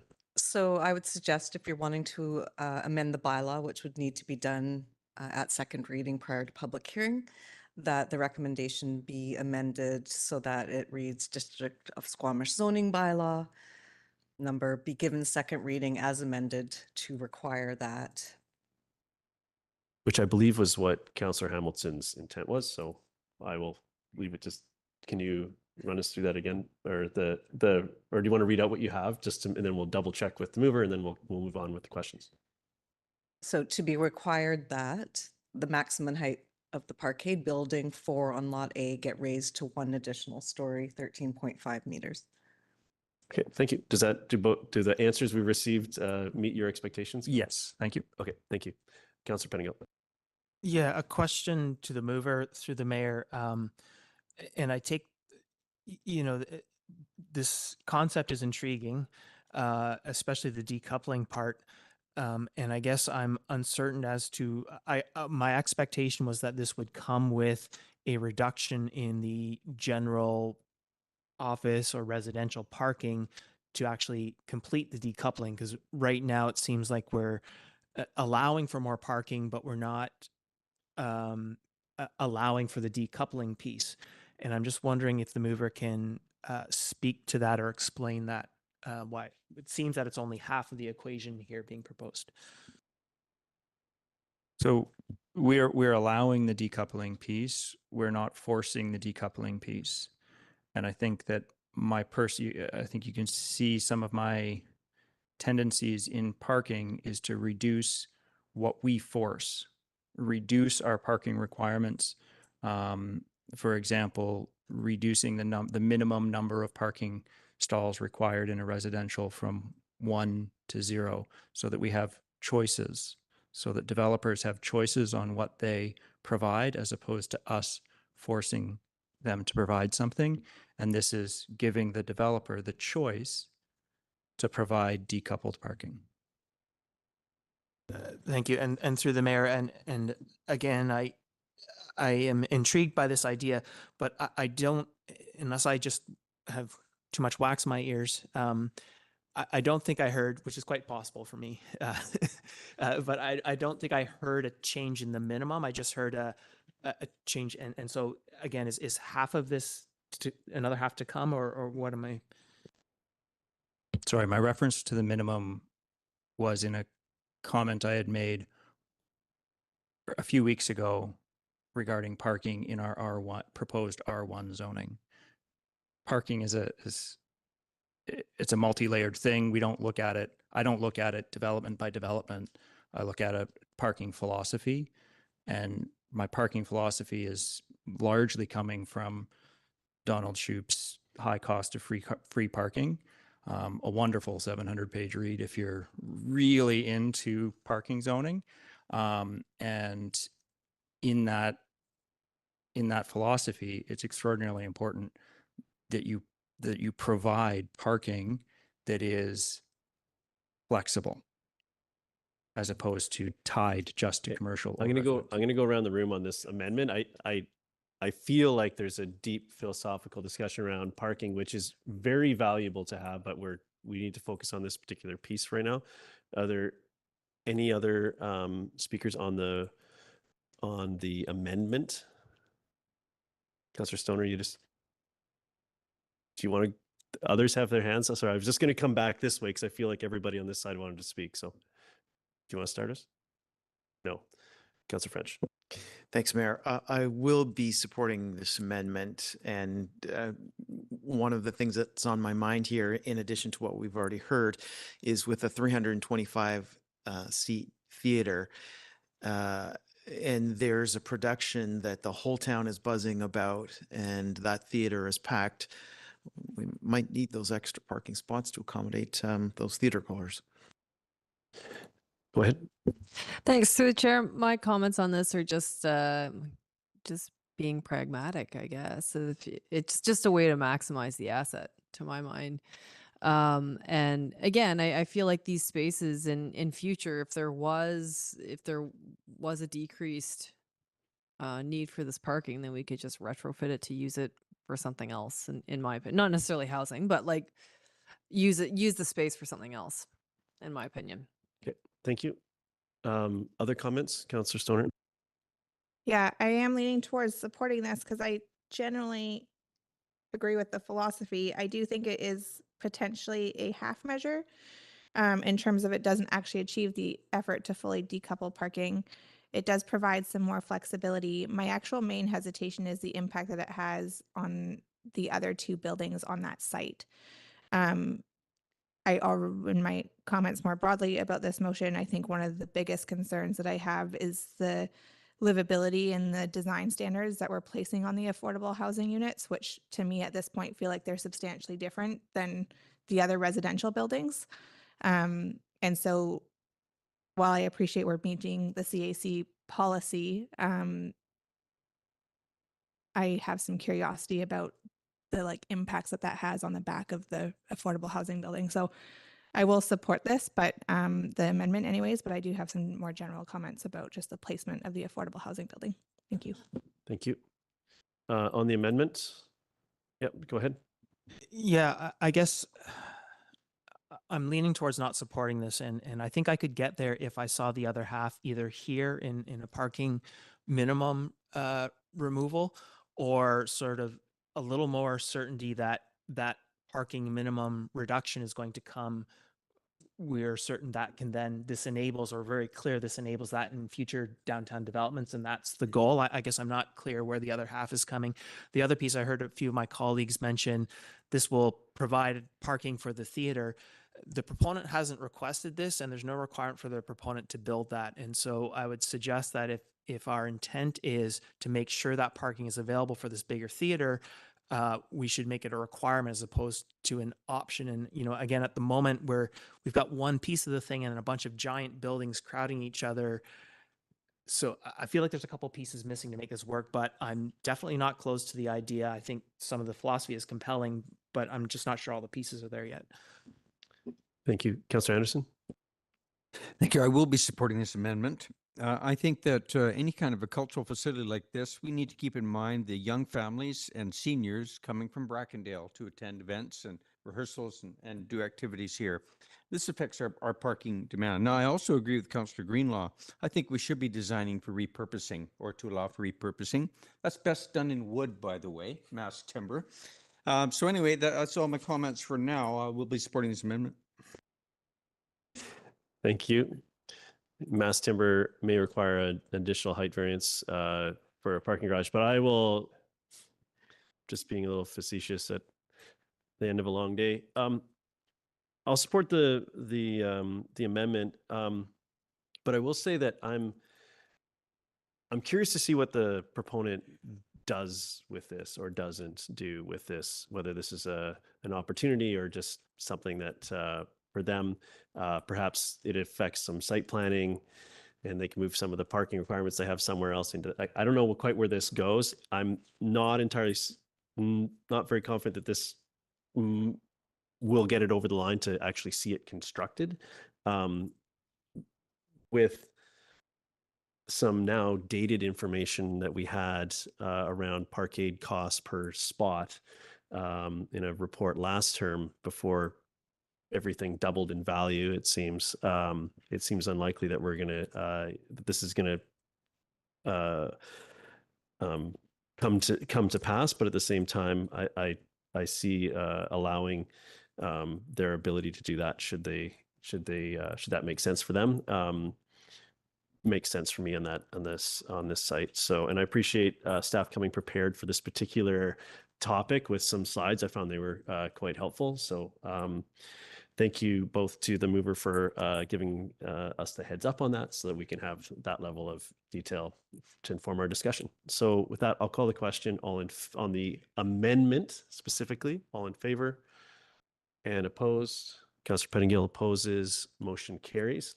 So now we're back to the main motion as amended. Any comments on this? I'm sorry, I lost track of the speakers list before we got to the amendment. So we had Councillor Anderson. Thank you. A couple of comments on two themes.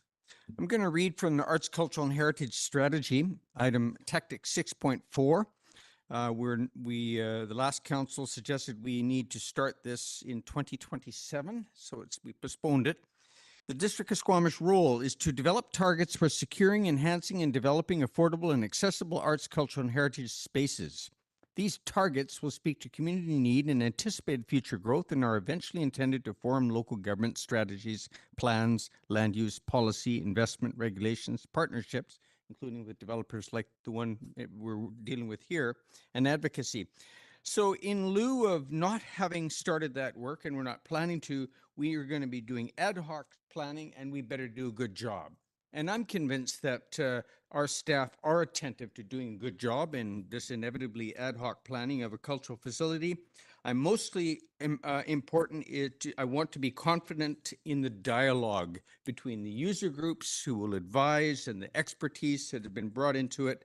I want to be confident that that's going to be a good dialogue. But we can't expect this developer to solve all these problems that we haven't started making comprehensive plans for.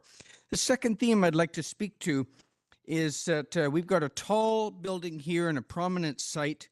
Ms. Hamilton is related that our guidelines, our DPA 3 guidelines would apply.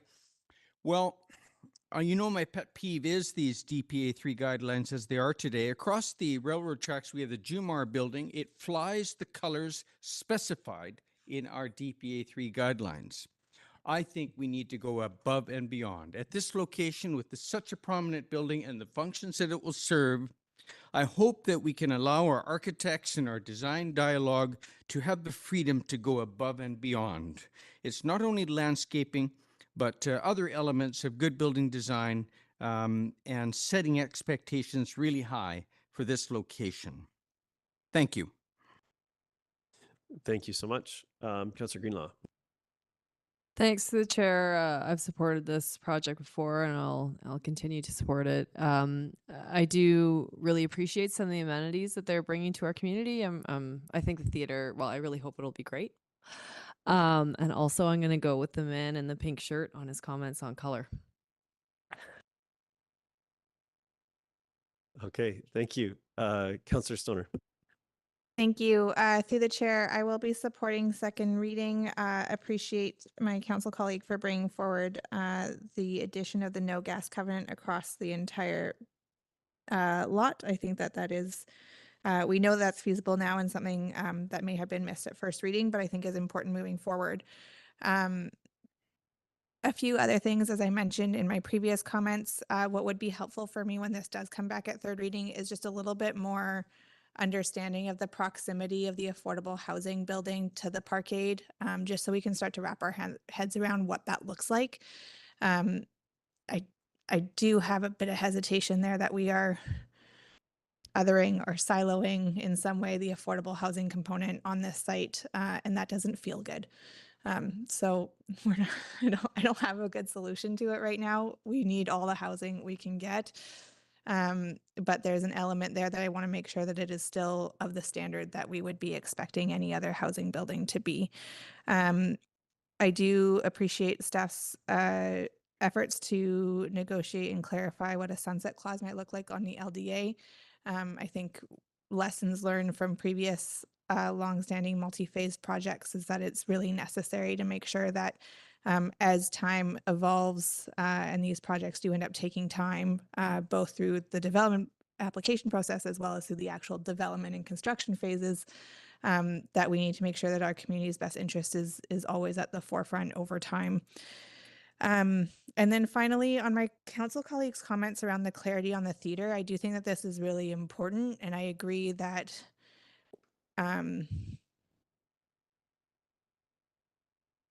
just getting to a point of like calling it what it is, if it is just a private theater, let's make sure that we're not hampering it from being successful. I think that's one of my biggest concerns. So yes, I think it's important that we plan it appropriately, that we do provide feedback, and that our arts community does have a chance to provide feedback. But we know it's actually really hard to run even just a for-profit theater. And if we're asking for things that are going to make that not viable, then we risk even more pushing out those further phases of this development and or not seeing that come back or come to fruition. And so that's my concern, is just how do we balance that and make sure that there's some clarity there for third reading. But other than that, I'm happy to support this moving forward. Thank you. Thank you. Sorry, I had Councillor French next. And Thank you, Mayor. I'm speaking in support of second reading, and between now and when we get to the end of a public hearing, I'm really looking forward to hearing from members of the arts community, specifically about the theater component, because the last thing that I want is for the people sitting at this table to once again impose a theater on a developer just to watch it running itself into the ground. We don't need to repeat that mistake. And I think that the way to get us there is to make sure that the arts community is engaged in the process over the next little bit, so that our community and the developer has a good idea of what it's going to take to have a successful theater space. thank you. I've got Councillor Pettingill. Yeah, I don't know if this will surprise folks or not, but I actually am going to support this. As I said earlier, despite all my comments and so on, my intent is not to kill this. I think there are some things that need to be addressed. And so I hope the proponent is paying attention to this discussion. And I hope between staff and the proponent and the chair, we can figure out a way to give us a bit of flexibility to adjust following the public hearing to the feedback we hear. And, you know, it sounds like we actually are getting that more wholesome analysis from the arts community in the next couple of weeks, which should inform this to a great deal. I would love to whether it's from my colleagues or comes out in the public hearing discussion, an understanding better how this decoupling, when that happens or how that works, and to make sure we're all sort of on the same page in terms of expectations of, if we really think we need 6 stories of parking, are we going to require it, or we're actually okay with not? Because it sounds like unless we require it, it's not going to be that. And so, you know, just wanting to make sure that when we get to the public hearing and third reading, we have the flexibility to adjust to some of these, from what my perspective, are unresolved things. But I think, again, given the discussion and the no gas covenant piece, I'm comfortable supporting this and moving forward to that next piece. But there are some still kinks to work out here, I think. Okay, thank you. I'll call the question. All in favor? Motion carries unanimously. Thank you for all your work on this, and we'll I know we'll see you before public hearing, but we'll see this again at public hearing whenever that list of things is accomplished. So thank you very much. So next we have we'll move on to staff reports. So from public safety, we have appointment of patrol officer. Actually, hold on. I know it's been amended. I get the right one in front of me. Give me 1 second.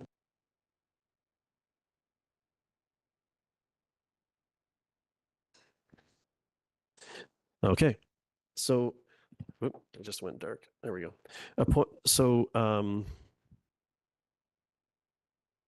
So we have a few appointments to make that looks like we can do all 3 together. So the staff recommendation is that council appoint Jeff Foy as Community Patrol Officer for the District of Squamish pursuant to the community charter, and also appoint Liam Campbell as a Community Patrol Officer for the District of Squamish pursuant to the community charter, and appoint Arsh Bassi as a Community Patrol Officer for the District of Squamish pursuant to the community charter. Councillor Hamilton moves, Councillor French seconds. I don't think there's any, no, okay. All in favor? Motion carries, and welcome to our new community patrol officers. On to item B1, 10B1, which is Councillor Stoner's leave of absence and UBCM parental leave advocacy request. Would you like to speak to this, Councillor Stoner, or? This is always my favorite component of going on maternity leave, is that I am still required to ask my council colleagues for a motion of leave. So pursuant to the section 125 of the community charter, although we do have a parental leave policy in place at the district, and I think we can be quite proud that we are one of the first municipalities to bring something like that in. According to the community charter, I still need a leave of a motion from my council colleagues to be able to take that leave. So there's two resolutions in front of you this evening. One is to secure that leave, and the second one is to request that we pursue some of our advocacy that has been ongoing for a number of years to try and get some attention from the Ministry of Municipal Affairs to address this change in the community charter. I am happy to say that a number of additional communities, since we have brought in a parental leave policy, have followed suit. I think that there's a little over a dozen now. There is variability in how those communities have chosen to structure their policies, which is great. And often the province has said, well, that should be sufficient. You should just be grateful that you can actually bring in a policy. But I don't think they understand that you still, at the end of the day, need to bring a motion forward. And so there is a risk that that gets politicized. So I would request that my council colleagues, there's a good chance that I won't be at UBCM, but that you take up a minister meeting to address this on behalf of myself, future councillors, and the province as a whole. Thank you. Thank you. Are you seconding that, Councillor Greenlaw? Oh, I thought I was moving it, but sure, I'll second. Yeah. Okay.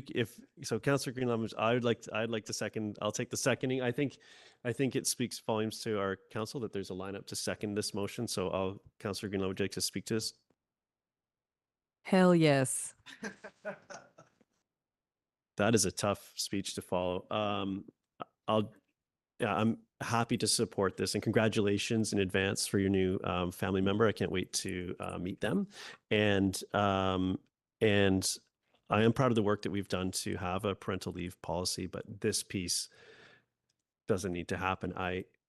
As we're sitting here, news popped up of very dysfunctional councils around the province, and if there's no way that this should be something that is politicized when someone wants to add to their family. It's just not acceptable. So I'm happy to take up this this advocacy piece, and so that others don't have to expose themselves to this maybe not happening at the will of their council colleagues. So happy to support it, and thank you very much. Councillor French. Thank you, Mayor. I too will be supporting, and in doing so, will point to the intentional use of the phrase parental leave. I think that's important. It's inclusive language that covers both mothers and fathers. Equal access to parental leave creates room for fathers to take time off. And granting of a parental leave shouldn't be left open to political posturing that could result in an elected official being forced out of office because their council colleagues refuse to grant a parental leave. That's weaponizing the system, and the current reality actually allows for that. So I completely agree that the second part of this motion is important, and we do have to continue to lobby the provincial government to make some changes so that we don't have to go through this process, and other councils across the province don't have to do this when a member of the team needs time off to take care of their family. Thank you. Councillor Peniel. Yeah, happy to support this. I think we've had a lot of conversation in the past about the importance of this, and it just makes sense. And I also hope that we will invite and be joined by our colleagues at the regional district when we speak to the minister. Thank you. Other comments?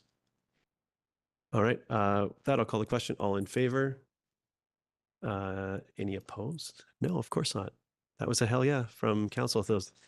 Thank you very much. And again, congratulations. We had no late agenda items. We had no correspondence action requested, but we did have a piece of correspondence referred from the consent agenda, which if my notes are right, that's item B3.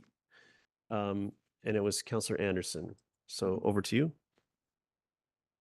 Thank you, Mayor Herford. This is a item of correspondence submitted to council by Fortis BC, Vice President of Major Projects in LNG, Mr. Mike Leclerc.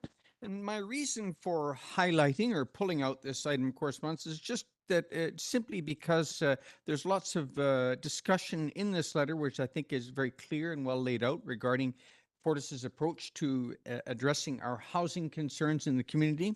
It's important information, but it's important, I think, to highlight that we have it and it's available. And we should also note, and it is a concern that council has discussed and it has been discussed in the community. I just note here that Fortis BC is voluntarily paying the municipal, regional, and district tax, the MRDT, to local hotels for remittance to Tourism Squamish, a concern that has come up in conversations around the community.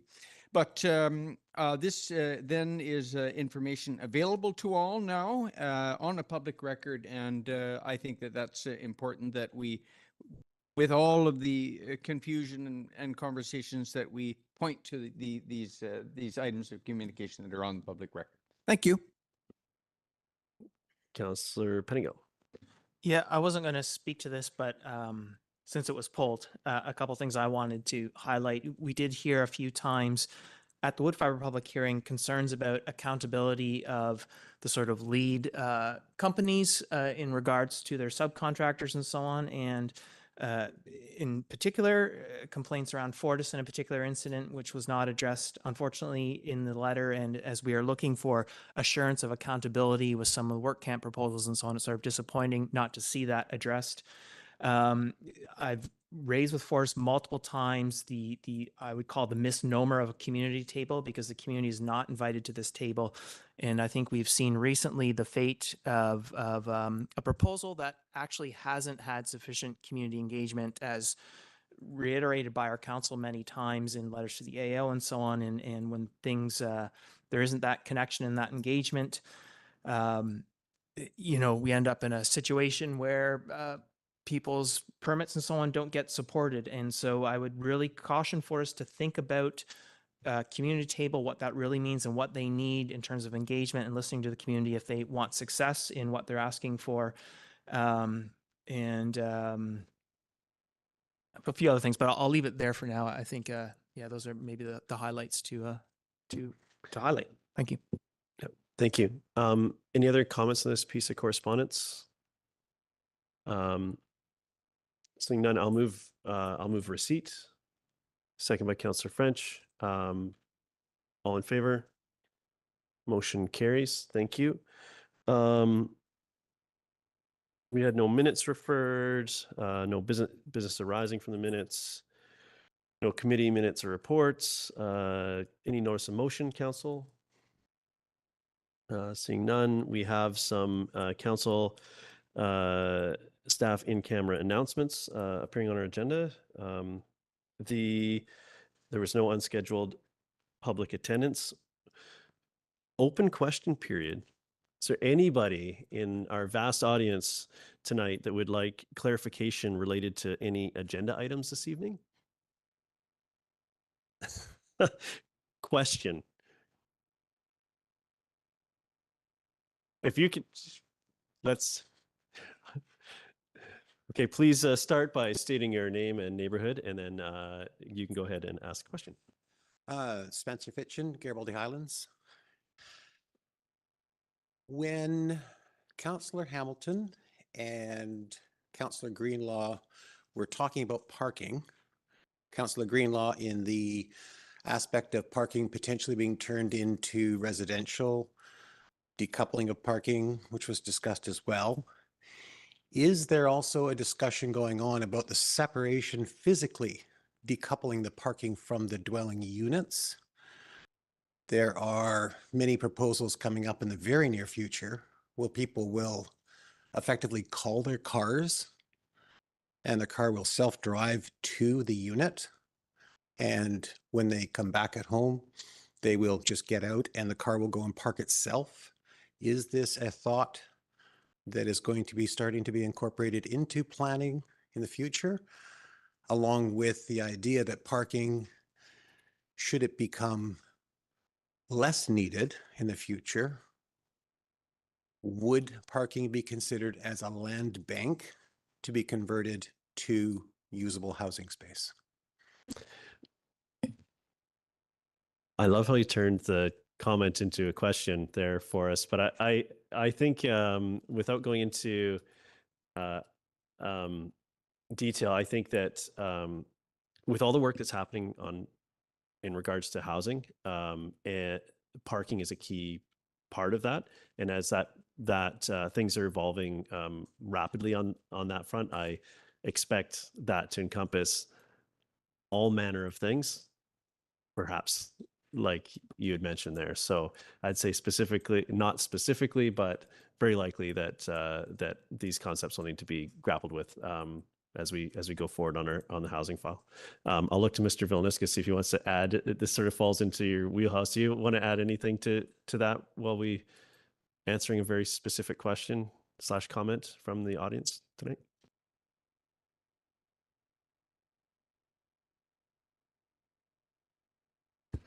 Through the mayor, I think the way we're getting there is by requiring less parking on site. That's sort of been the general trend in planning practice recently, to the point where we have provincial standards and guidelines that recommend requiring no parking, but the market will still provide parking, assumingly, as long as people use cars. And so that's one way to get away from having to provide parking on site, in that it can be centralized somewhere else. All right, thank you. We'll move on from there. Council or staff announcements. Someone want to get us started? Councillor French. Thank you, Mayor. The Hike for Hospice event that I gave you a heads up about a few weeks ago now has an event date, and a fundraising challenge has been issued.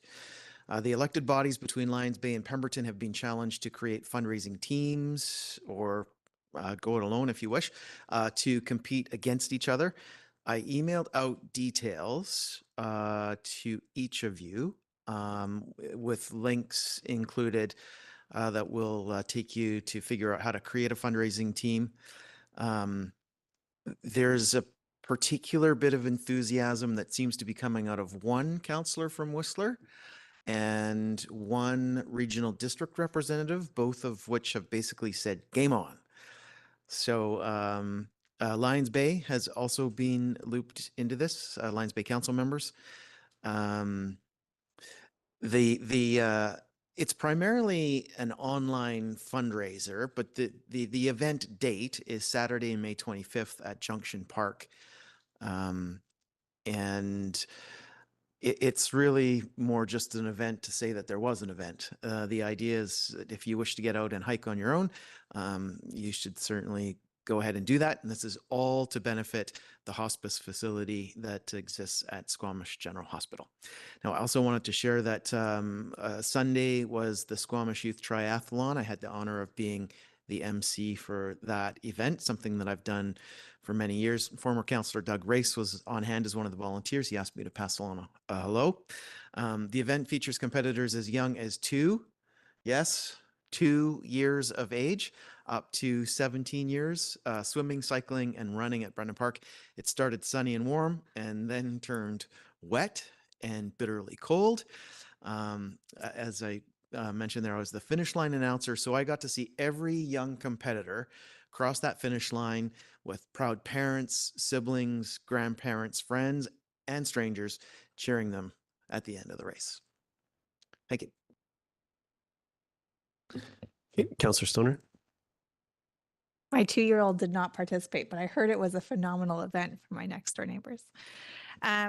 Just wanted to flag for council staff and the community that can't remember, last week, two weeks ago, at the end of April, I traveled to Victoria on behalf of the Union of BC Municipalities. I sit on the board as third vice president for that organization. And we do an annual show up at the legislature during the spring sitting in order to do a day and a half of advocacy days on behalf of local governments from across the province.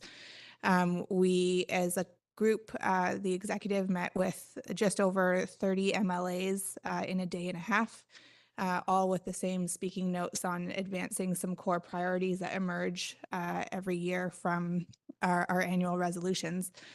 This year's core priorities really won't be a surprise to anybody, but I just thought I'd raise them here so that folks were aware. The first one was on infrastructure components, and really the ask there was for predictable and long-term infrastructure funding for local governments to help address the infrastructure deficit that we're seeing.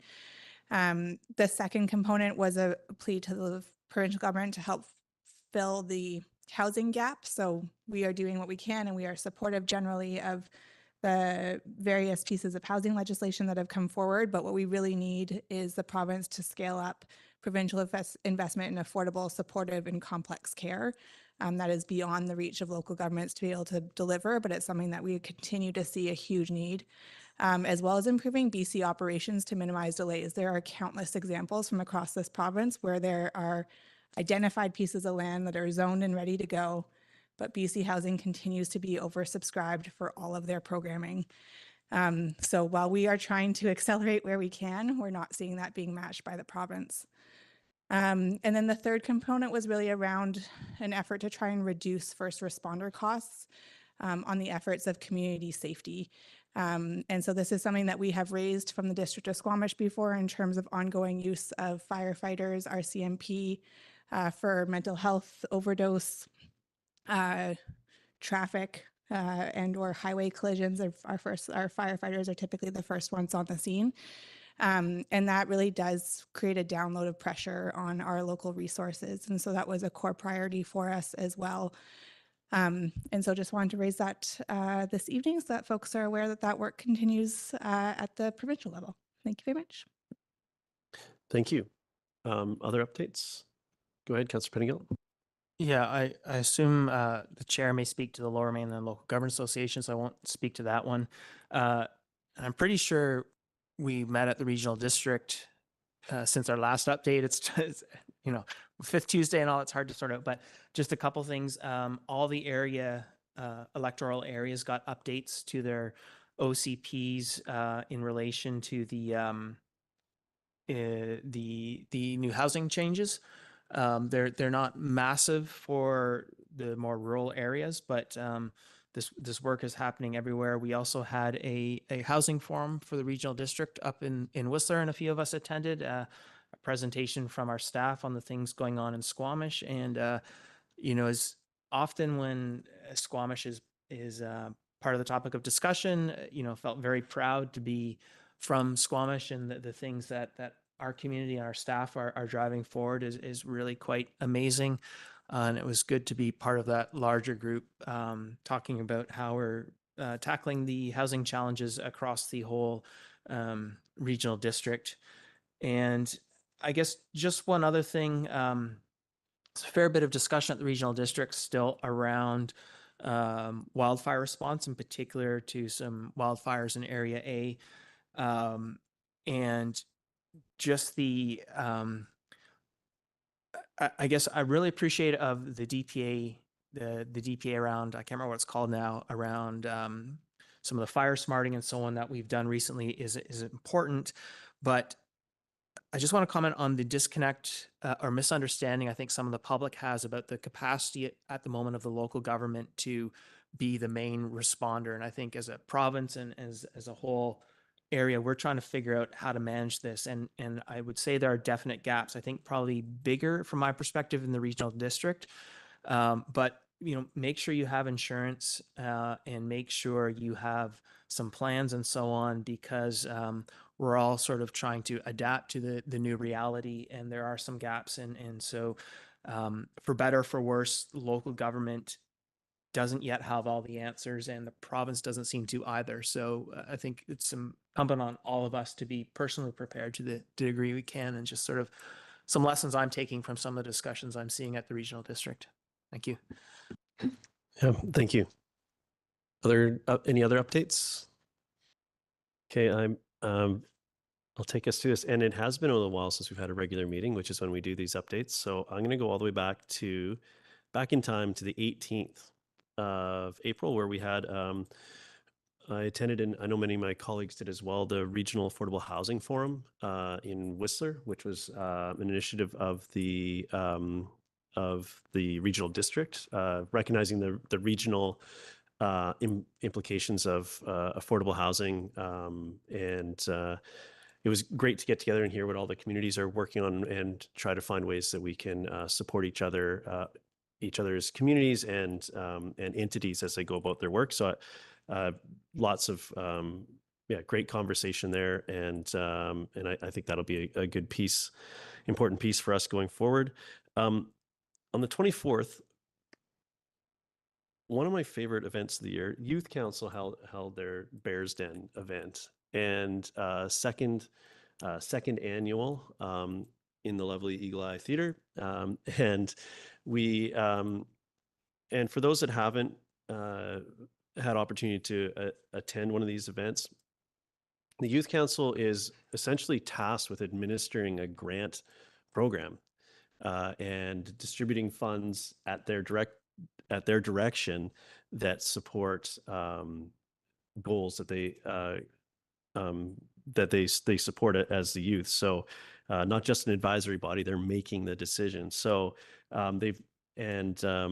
last Youth Council came up with this concept to do it in front of a live studio audience, as it were, modeled after Dragon's Den, essentially. So it's a wonderful event, and it showcases, it's not just that granting piece, but also I think we had 4 total. I'm only going to speak about the winner, but everyone that made it to that point had a theater full of people that they got to explain what the organization does, what the organization aspires to do if they were successful with the funding. And it's a great night. And I know that amongst even the folks that were participating as presenters, there was a lot of connections made, like, hey, we should maybe partner on a future initiative. So tremendous value there. And then the winner was Between Shifts Theater, which I think is great. Earlier tonight, we had some discussions around a theater, and I thought it was really interesting that the youth supported that particular project. And I think it highlights the need currently in our community for theater programming, and given the youth support for this going forward, the need for increased theater investment in the community as well. So really exciting, and I'm looking forward to the production, which I think is scheduled for sometime, I believe, in the fall. I'm not going to guess a date.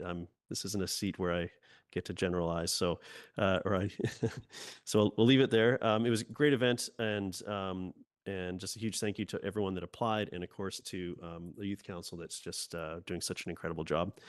And lots to say there. Then moving on from the 24th, it has been a bit of an extremely busy time. So I think where do I want to go next with this? I think I'll go to the Lower Mainland Local Government Association conference held from the 1st, so Wednesday the 1st to the 3rd. Councillor Pettingill and I both serve on the board of that organization. And for those not familiar with it, the Lower Mainland Local Government Association represents the municipalities from Pemberton down through the Lower Mainland and all the way out to as far as Hope. I think Hope's the end of it. So, which represents by population roughly 2/3 of the population of British Columbia, something along those lines. So it was a great opportunity to come together with colleagues, elected officials, and from around the region. And I will say that we had our keynote address was from Kasalem, who's the chair and spokesperson of the Squamish Nation, and was great to very profound, and said our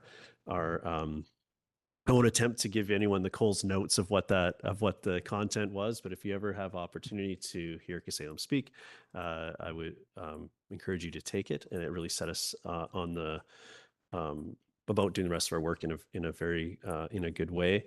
And also, I'd highlight that there were many panels, and one that I was quite had the honor of hosting was a conversation between where we had a high-ranking official from the Ministry of Transportation, the CEO of TransLink, and a high-ranking official from BC Transit, all on the stage at the same time, talking about the future of transportation in the Lower Mainland, and of course how and the needs for our area were obvious, were highlighted there, and very insightful discussions were had. So yeah, I realized that when I came up for air at the end of the programming on Friday around lunch, I realized I hadn't left the building since I arrived on Wednesday at at around lunch. So very intensive time, and it was it was a big piece of work, and lots of lessons learned. And thank you to all my colleagues that attended as well. And then how far? Oh, and then on the weekend, on Saturday, I had the honor of attending the opening ceremony for Howe Sound Minor Ball, and you know, like many of our sports groups, they've experienced a huge amount of growth, and they really value the facilities at Brennan Park. So it was nice to be able to spend some time with them. The Lions Club were on hand, so I had to have a hot dog at the ball field is a pretty traditional thing to do. And I threw out the first pitch, which was very clearly a ball. Just like to make that point, it was not a strike, but no one was injured with my appearance at the baseball field, so that was a success. And I wish them all the luck throughout their season there. And then that evening, back to a theater theme. We have a bit of a theme going tonight. I attended The Wedding Singer, the musical, put on by Act Alive, and they blew the doors off the Eagle Eye Theater. So it was a great night out, and yeah, a really interesting way to execute a theater production in Squamish. A different group operating a different way, and they put on a great performance, and of a timeless classic. There you go. And which brings us essentially to, I'm sure I missed things along the way, but that's a slice of what I've been up to. I will say, sort of foreshadowing a little bit, in today's agenda, we didn't pull it, we didn't speak to it, but I think it's important to highlight if anyone didn't read the agenda somehow and is listening to or viewing this now, the piece on Squamish Feather Park is really worth reviewing. And of note, on the 25th of May, that's this month, 25th of May, at 2:00, the new park is opening. This is a game-changing moment for our community, and I encourage everyone to, if not read a dry report and look at some renderings, come out and celebrate with the community on the 25th. And if that sounds like too many people to you, following the 25th, you can wander down there at your leisure at your new community park. So I'm really looking forward to that. And I think I'm going to call it there. I could go on all night, but I will conclude my remarks there. So now we don't have a motion to close, but I am looking for a motion to terminate. Moved by Councillor Stoner, seconded by Councillor Hamilton. All in favor? Motion carries. Now, Council, a little bit earlier, you'll remember that we did not conclude our closed special meeting. So we are going to tear down the room and transition back to the closed to look after our last pieces of business there. So we'll do that. Is 15 minutes enough? Yeah. Okay.